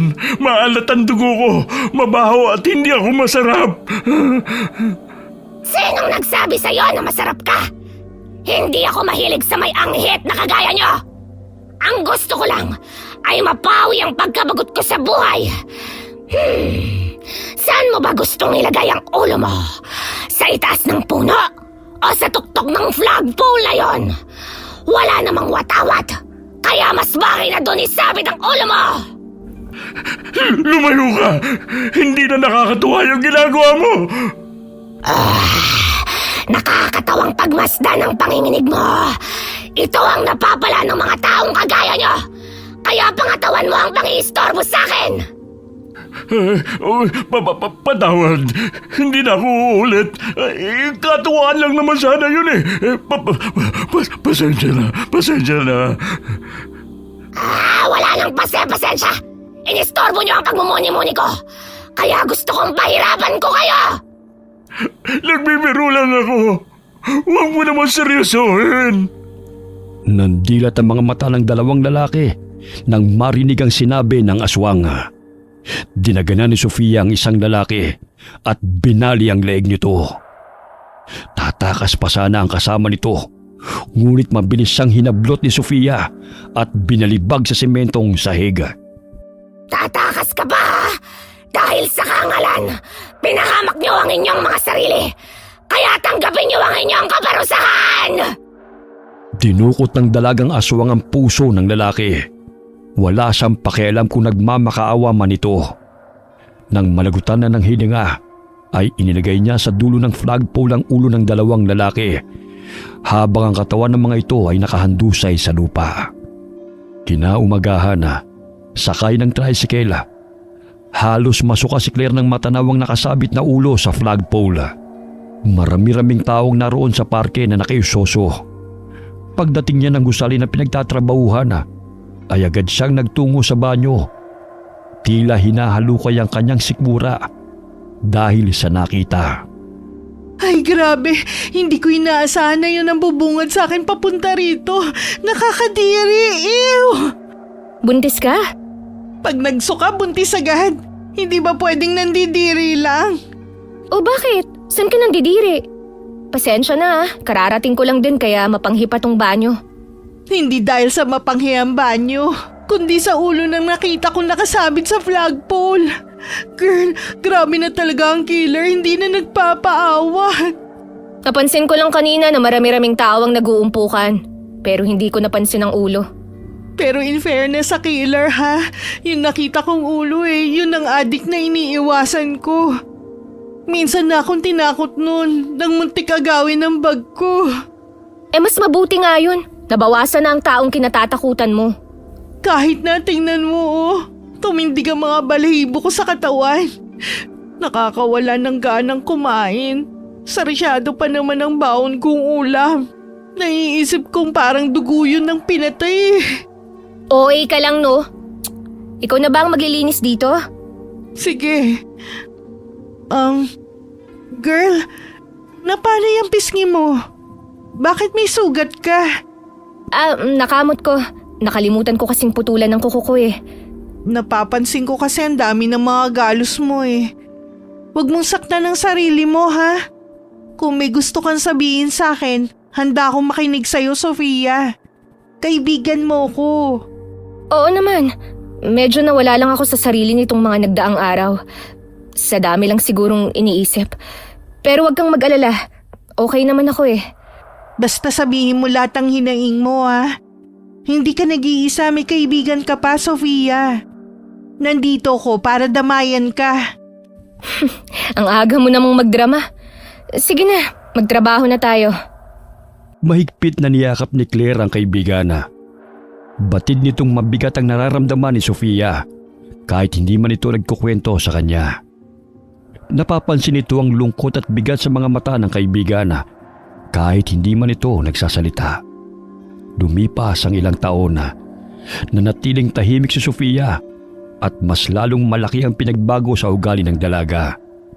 Naging malihim na rin siya kahit kay Claire. Napapadalas na rin ang pag-alagala niya kung saan at bigla na lamang natutulala. Huy, Sofia, natutulala ka na naman dyan. Nabilang mo na ba ang mga kotseng dumadaan? Ang talim kasi ng tingin mo sa kalsada Ay, nandyan ka na pala, Claire. Saan na ba tayo pupunta ngayon? Bago tayo manood ng sine, pwede bang dumaan muna tayo kay Barbie? Ipapalinis lang natin yung kuko mo. Naninilaw na kasi Tsaka yung buhok mo. Mahigit 2 taon na yung hindi nagugupitan, no? Parang kamukha mo na yung matatanda na napapanood ko sa horror movies Day off naman kaya mahaba-haba ang oras nating mag-me time. Wala akong panahon sa mga bagay na yan. Ngayon, kaya nga sasamahan kita Sige na girl, minsan lang naman to Hindi ka nagpapaganda para sa ibang tao kundi para sa sarili mo, no? Ang dami mong arte. Ayos lang naman ako Tsaka walang mali sa itsura ko.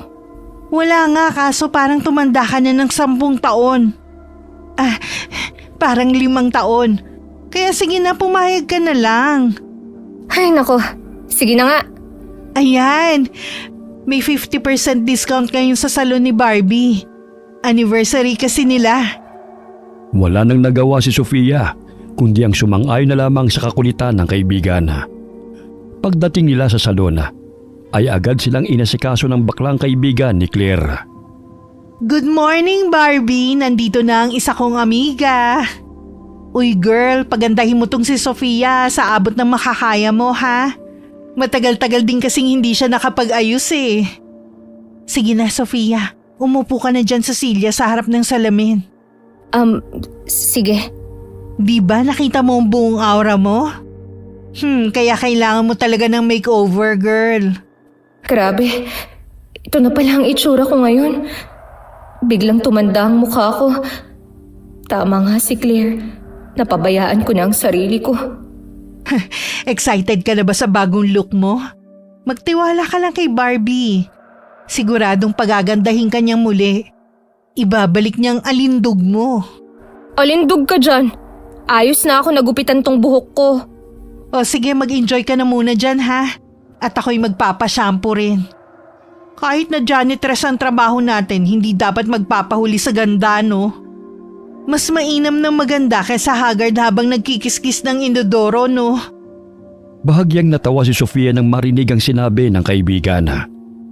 Habang nakatingin sa malaking salamin, bumalik sa kanyang alaalang masayang kwentuhan nila ni Ricky habang nagkukulitan. 2 taon na ang nakalipas buhat nang makita kita sa terminal. Kasama ang ibang babae. Hindi ko sukat akalain na basta-basta mo lang akong kakalimutan at ipagpalit sa iba. Saglit na napahinto ang bakla sa paggupit sa buhok ni Sofia nang biglang agawin nito ang gunting. Kaya't kinabahan si Barbie nang matalim niya itong tinitigan. Uy girl, bakit ganyan ang itsura mo? Parang mangangain ka na. Pinapaganda ka lang ni Barbie, huwag ka namang magalit. Ha? Bakit? Ano bang... Bitiwan mo yung gunting, natakot tuloy si Barbie sa'yo oh. Tsaka yung mata mo namumula. Ano bang kinagagalit mo? Sabihan mo lang kasi si Barbie kung anong style ang gusto mo. Hindi yung bigla mo na lang aagawin sa kanya ang gunting. Ay, pasensya na. Hindi ko sinasadya. Ayokong lagyan ng bangs. Yun lang naman pala eh. Sige kung ayaw mo, madali na makausap yan si Barbie eh. Sorry nagulat lang ako. Etong gunting oh. Pagpasensyahan nyo na tong kaibigan ko, Barbie ha. Matagal na kasing hindi napagawi sa salon kaya nanibago eh. Pero mabait siya, hindi nananakit. Kaya nga pumunta kami rito para umamumuli ang mukha niya. Sorry ulit Barbie, kung natakot kita ha. Sige na, ipagpatuloy mo ang ginagawa mo. Naramdaman ng dalaga ang panginginig ng kamay ng bakla habang inaayusan siya nito. Kaya't ipinikit na lamang niya ang mga mata hanggang sa makaidlip. Samantala, napabalikwas ng bangon si Ricky nang biglang may sumagi sa kanyang isipan. Hinilot niya ang sintido at pilit na inaalala ang lahat. 1 taon silang namalagi ni Lisel sa Amerika upang doon na sana manirahan. Ngunit nagpumilit siyang bumalik ng Pilipinas dahil may gusto siyang tuklasin na hindi niya mawari. Yung babaeng nakita ko noon sa terminal, bakit madalas ko siyang napapanaginipan? Sino ba siya? At anong koneksyon niya sa buhay ko? Oh, bakit parang malalim na naman yung iniisip mo, babe? Totoo bang wala na akong kamag-anak, Lisel? Baka naman meron pa tayong matagpuan. Alam mo, Paul, ulila ka ng lubos. Ilang beses kong sinabi sa'yo na tauhan ka ng ama ko. Naggustuhan natin ng isa't isa kaya tayo nagpakasal. May anak na tayo. Kaya ano pa bang gusto mong malaman pa? Para kasing iba ang pakiramdam ko eh. Hindi ba naaksidente ako at walang maalala pagkagising ko? Paano kung may totoo pala akong pamilya na naghihintay sa akin? Ay, pag-aawayan pa ba natin yan hanggang ngayon, Paul? Kami ang pamilya mo. Wala kang naalala dahil nabagok yung ulo mo. Kaya nga pinapaalala ko sa'yo ang lahat sa abot ng makakaya ko, di ba? Maging sa pulisya, nagpunta tayo para mapanatag yung isipan mo. Pero iisa lang ang sinabi nila sa'yo. Hindi ka missing person. Pero bakit madalas kong napapanaginipan ng isang babae? Alam mo, sabi ng doktor, may tendency na mag-hallucinate ka. Dahil nga sa lakas ng pagkabagok ng ulo mo. Kaya pwede ba tigilan na natin ang pagtatalo sa bahay na to? Dahil wala namang patutunguhan eh. Isa pa, masaya naman tayo ah. Ano pa bang gusto mong mangyari? Para kasing may kulang eh. May gusto akong maalala pero hindi ko maalala. Paul, nandito ako at si Maddie na anak natin. Hindi pa ba kami sapat para maging masaya ka? Kami ang pamilya mo at wala nang iba, okay? Maalab na halik ang iginawad ng babae kay Ricky. Mahigit 2 taon nang nakakalipas. Buhat nang matagpuan niya si Ricky na naghihingalo sa kalsada. Napagtripan ng binata ng mga adik at iniwan sa lugar kung saan madalang lamang ang dumadaan. Hubad at nasa kritikal na kondisyon. Mabuti na lamang inapadaan si Lisel at nadala niya sa ospital si Ricky. Walang pagkakakilanlan. Kaya nang bumuti ang kalagayan ng binata, ay napagpasya nitong magsama na sila kapalit ng namayapa nitong nobyo at tinawag niya ito sa pangalang Paul. Hindi ko hahayaan na mawala ka sa buhay namin ni Maddie. Hindi na importante kung saan ka nang galing. Masaya na tayo, Paul. Ayoko masira ang pamilya natin dahil lang sa babaeng napapanaginipan mo. Minsan na ako nawalan ng taong minahal.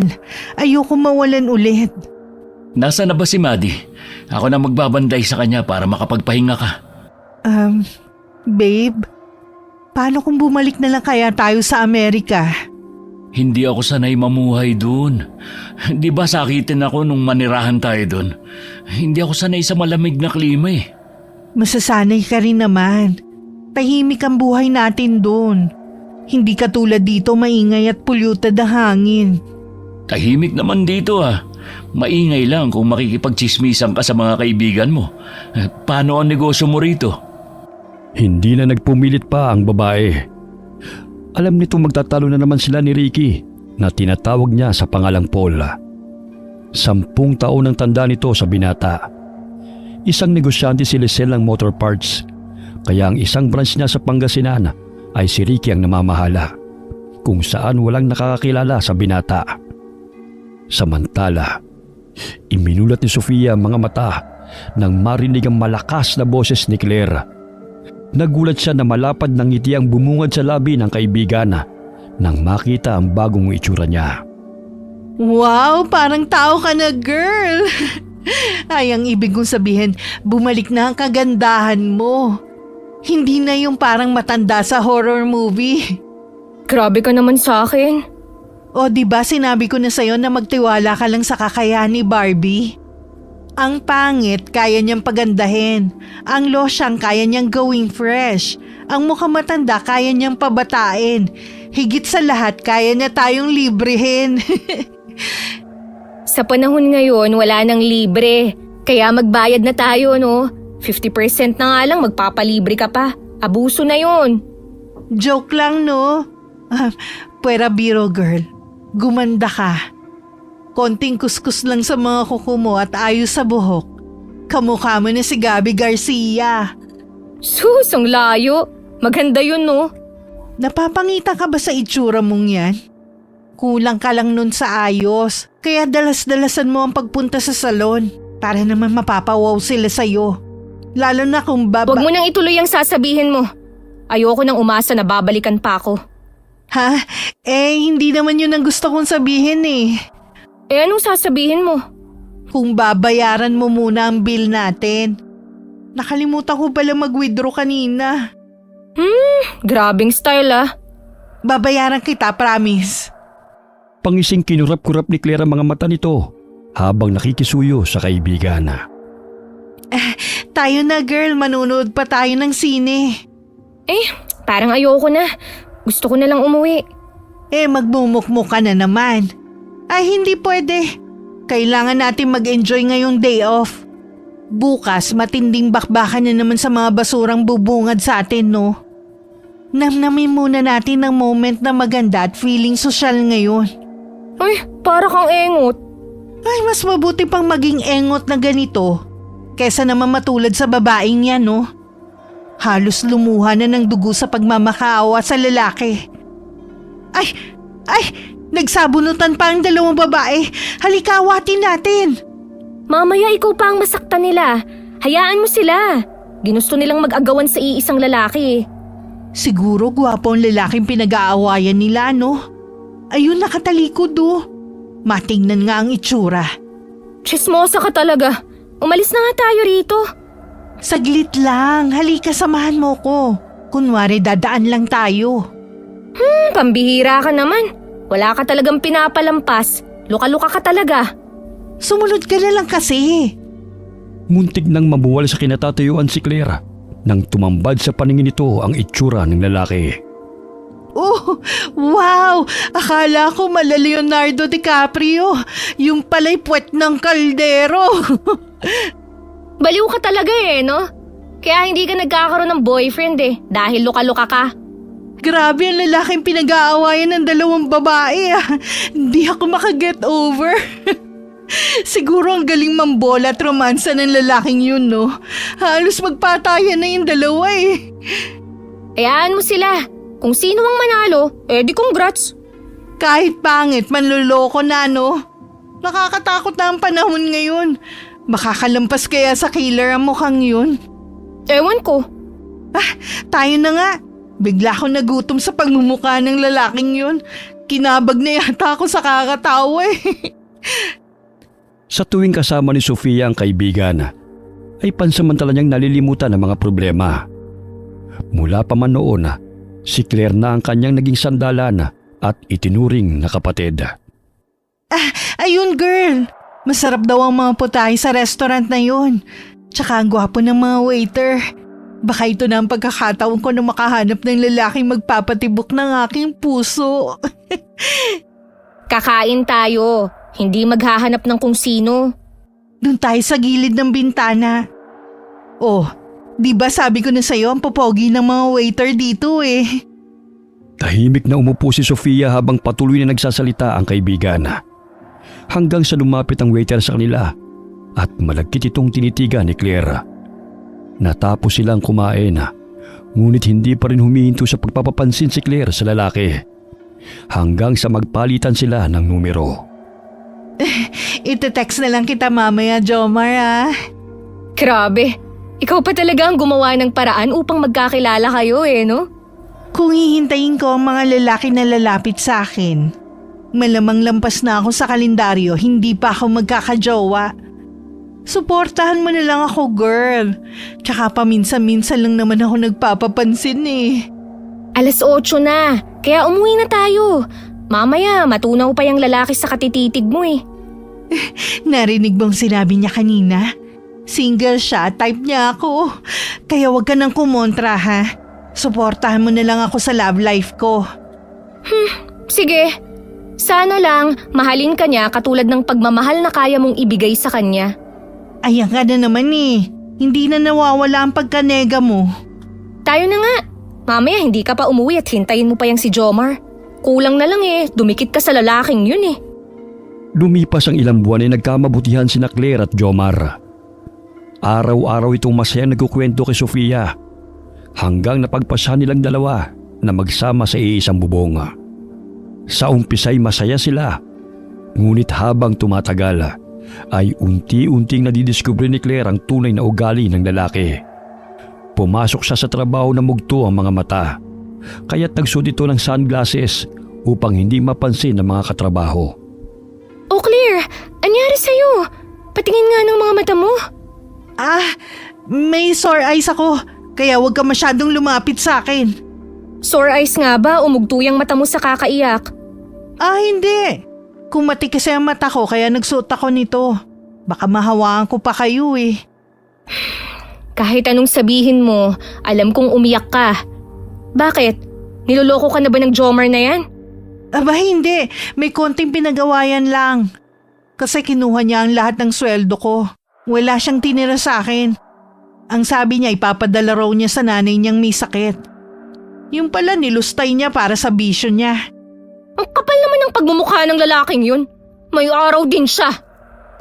Pakiusap, wag mo siyang awayin, Sofia.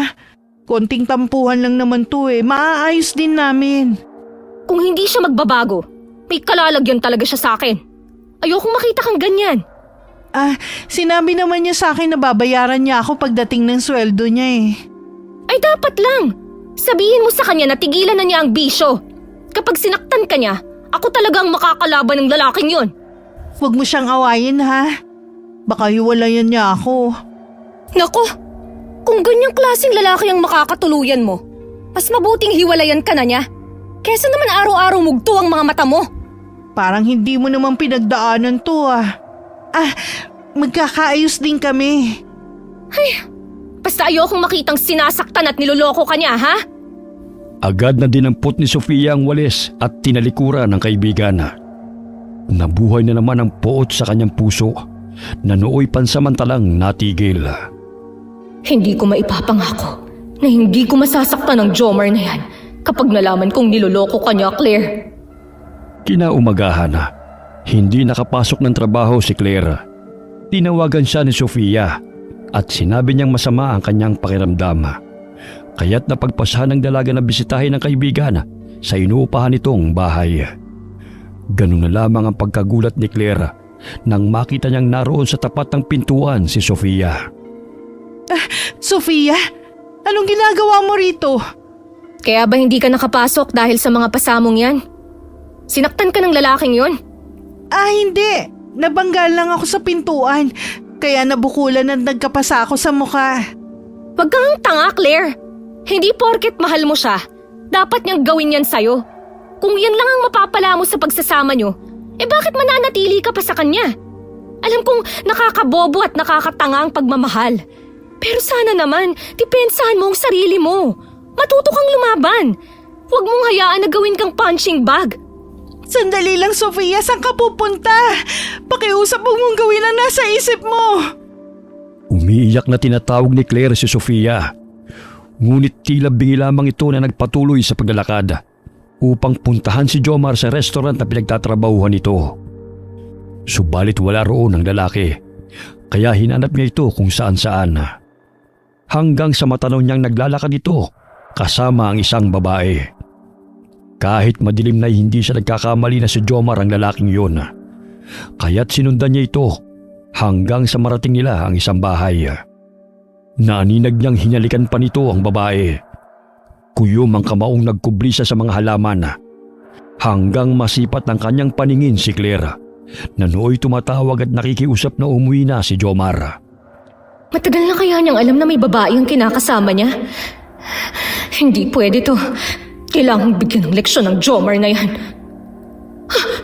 Sinampal niya si Claire at kinaladkad. Walang iya talaga siya. Aray, Jomar! Nasasaktan ako! Nakikiusap ako sa'yo, umuwi ka na! Ayusin natin to! Kakalimutan ko ang lahat ng ginawa mo. Pakiusap! Huwag mo kong iwan! Hoy, Jomar! Sinong nagbigay sa'yo ng karapatan na saktan ng kaibigan ko? Binabalaan kita, lumayo ka sa kanya! Sofia, nandito ka? Bakit ka nagmamakaawa sa walang kwentang lalaki na yan, Claire? Pinubugbog ka na nga! Ikaw pa tong luluhod sa kanya! Lumayo ka sa lalaking yan! Hindi siya karapat-dapat sa pagmamahal mo! Sinabunutan at dinuraan pa ng lalaki si Claire sa muka at sinabing pera lamang nito ang kailangan niya.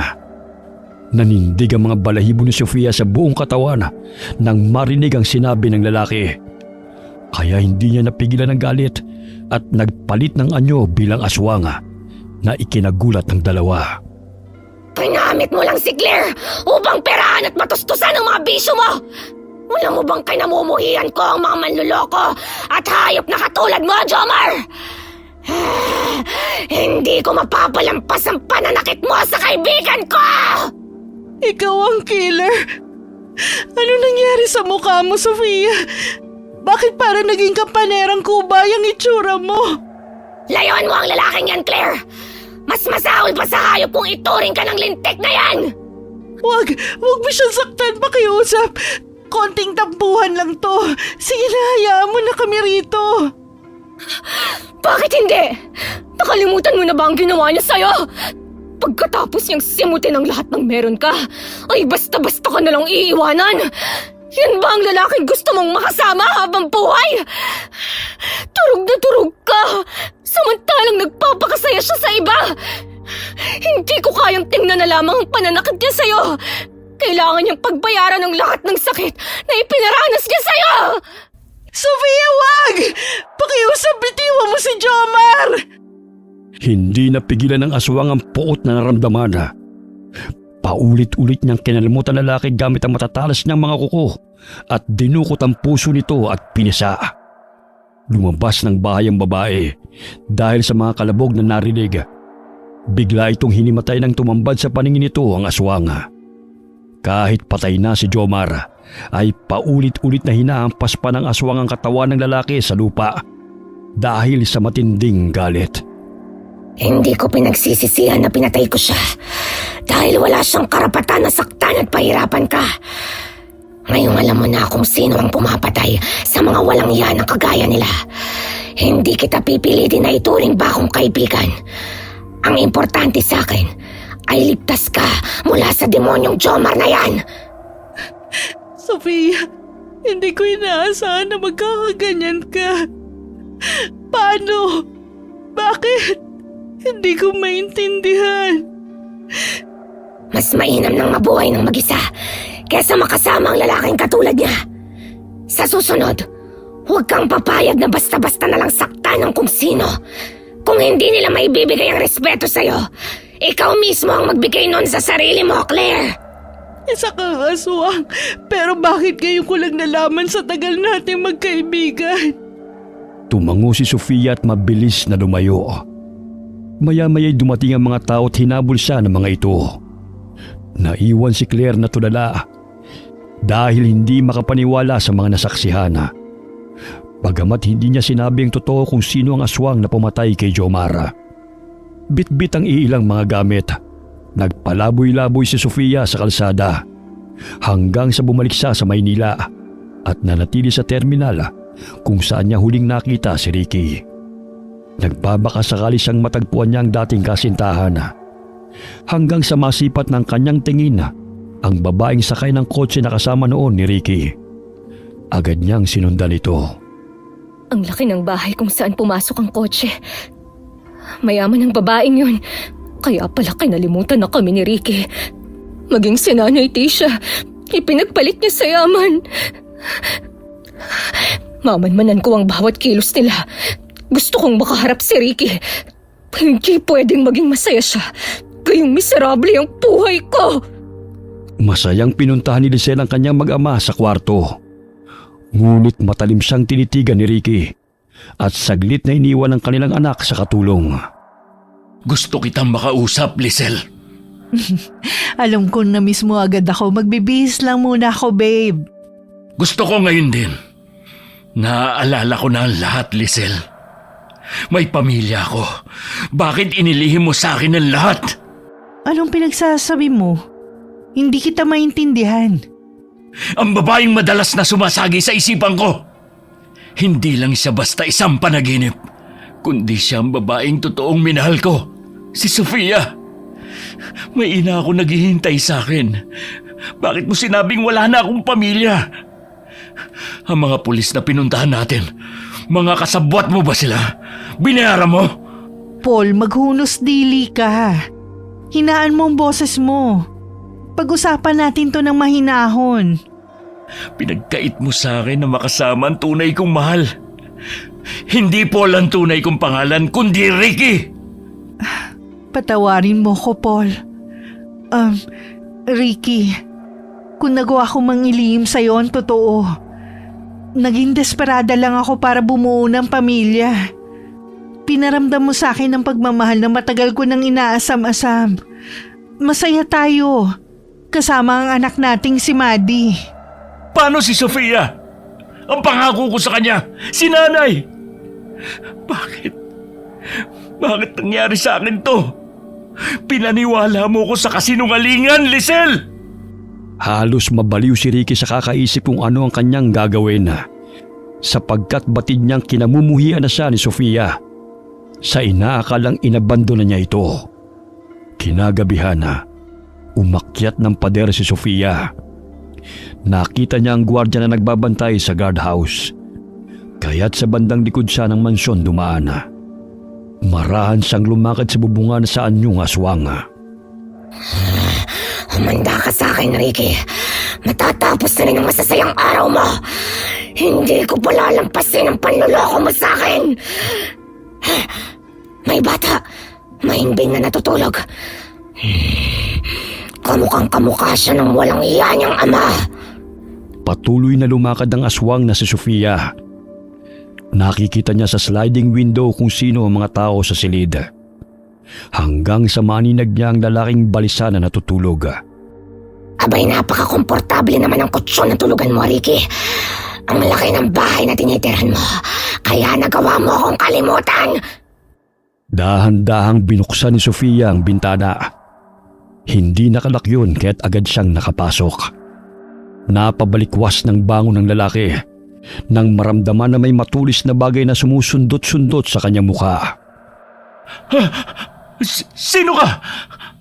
Kumusta ka na, Ricky? Kay tagal na panahon kitang hinanap, pero sa mansyon ka na pala nakatira. Sino ka?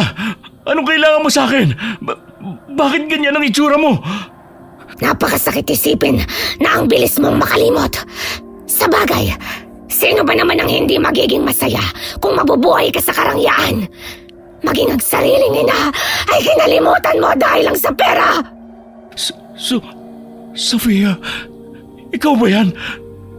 Paano ka nakarating dito? At bakit ganyan ang itsura mo? Mabuti at nakilala mo ako sa kabila ng kapangitan ko. Nandito ako para singilin ka sa lahat ng pagdurusang ibinigay mo sa akin. Sofia! Bitiwan mo ko! Hindi ako makahinga! Babaliin ko talaga tong leg mo dahil sa kakapalan ng mukha mo. Lahat ay tiniis ko para mapabuti ang iyong buhay. Pinalaan na kita noon na kung lolokohin mo ko, sabihin mo agad para hindi na ako umasa. Namatay si Nanay Tisha sa labis sa pag-aalala sa'yo. Pero nabubuhay ka lang pala sa kasaganahan. Hayop ka! Magpapaliwanag ako, Sofia! Umiiyak na binitiwan ng aswang si Ricky, kaya't habol-habol nito ang paghinga.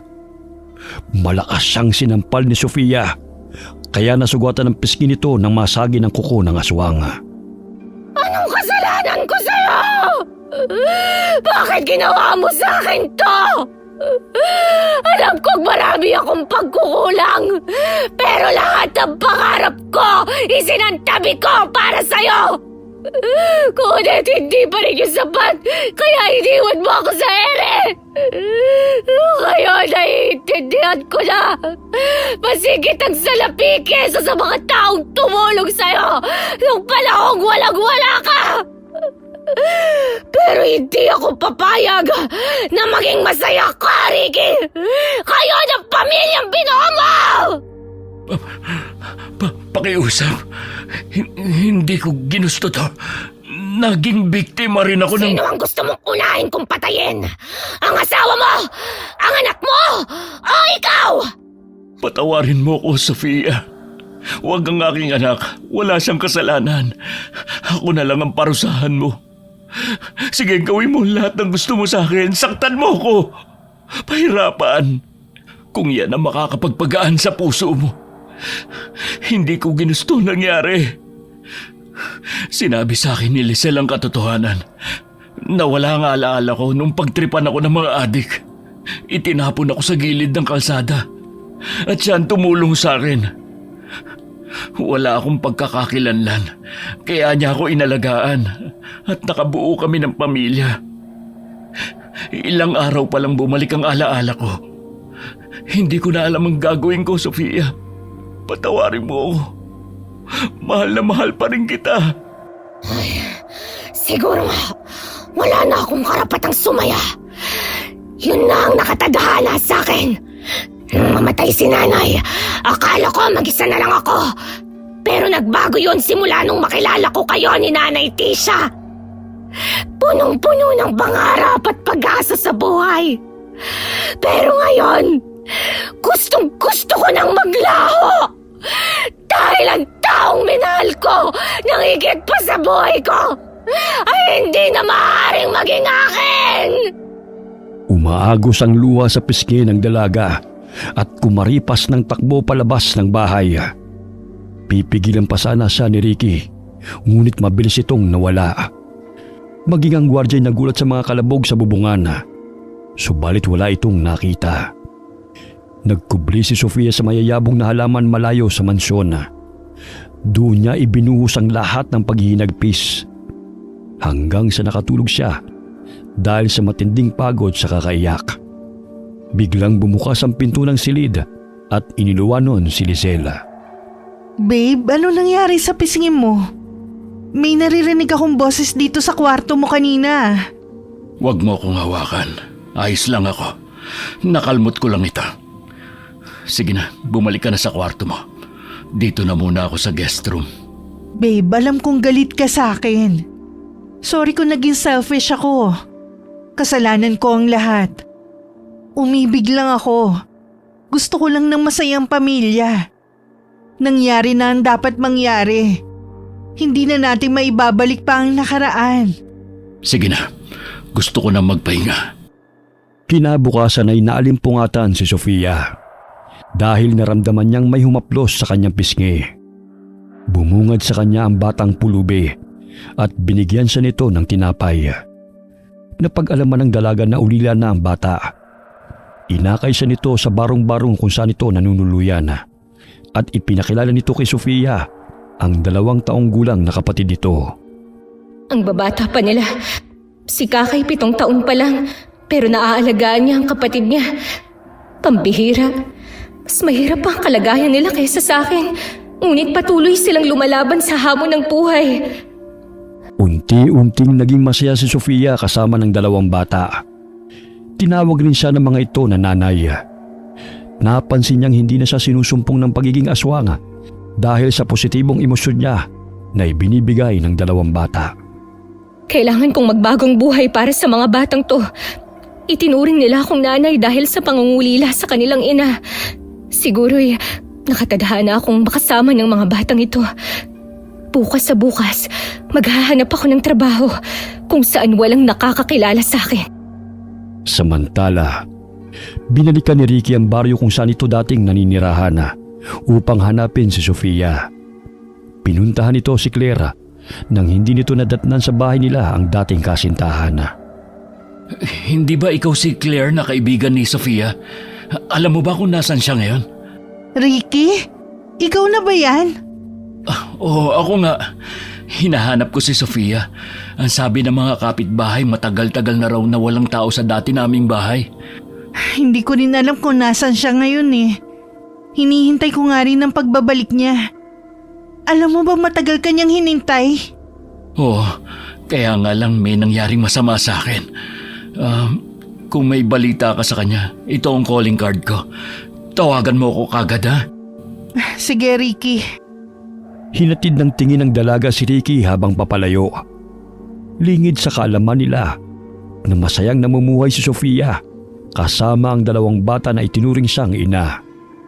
Naging tagapagluto siya sa maliit na karinderya na pagmamayari ng matandang babae. Lumago ito dahil sa dami ng tumatangkilik sa putahing niluluto niya. Bagamat na natiling tikom ang bibig ni Claire sa tunay na katauhan ni Sofia. Dahil minsan nang ipinagtanggol siya ng kaibigan na isa palang aswang. Okay, sana po nagustuhan niyo ang kwento natin ngayon. Shout out po tayo sa Lugimba family from Pasay. Shout out kina Jean, Lot, Rona, Princess, Ella, and Datin or Datin. At syempre kay Ami Yong. Kumusta po kayo dyan sa Malaysia? Belated happy birthday sa apo ni Phoebe Ranyada. Hi kay Lilibeth and Aiko from Bahrain. Shout out sa mga taga Siena May Bake Shop sa Puerto Princesa, Palawan. Kumusta po kayong lahat dyan? Hi kay Rocky Manuke from San Fernando, Pampanga. Hi kay Jeremy Dize. Hi kay Vampire. Hi kay Genevieve Suko from Singapore. Hi kay Josefina Fuelas from Pasig. Happy birthday kay Vince Curvy Federizo from Tanay Rizal. Shout out kina Kalel, Krisha, Kiro, Alonso and Dolita. Kamusta po sa inyong lahat dyan? Hi po kay Hani Austria from Japan.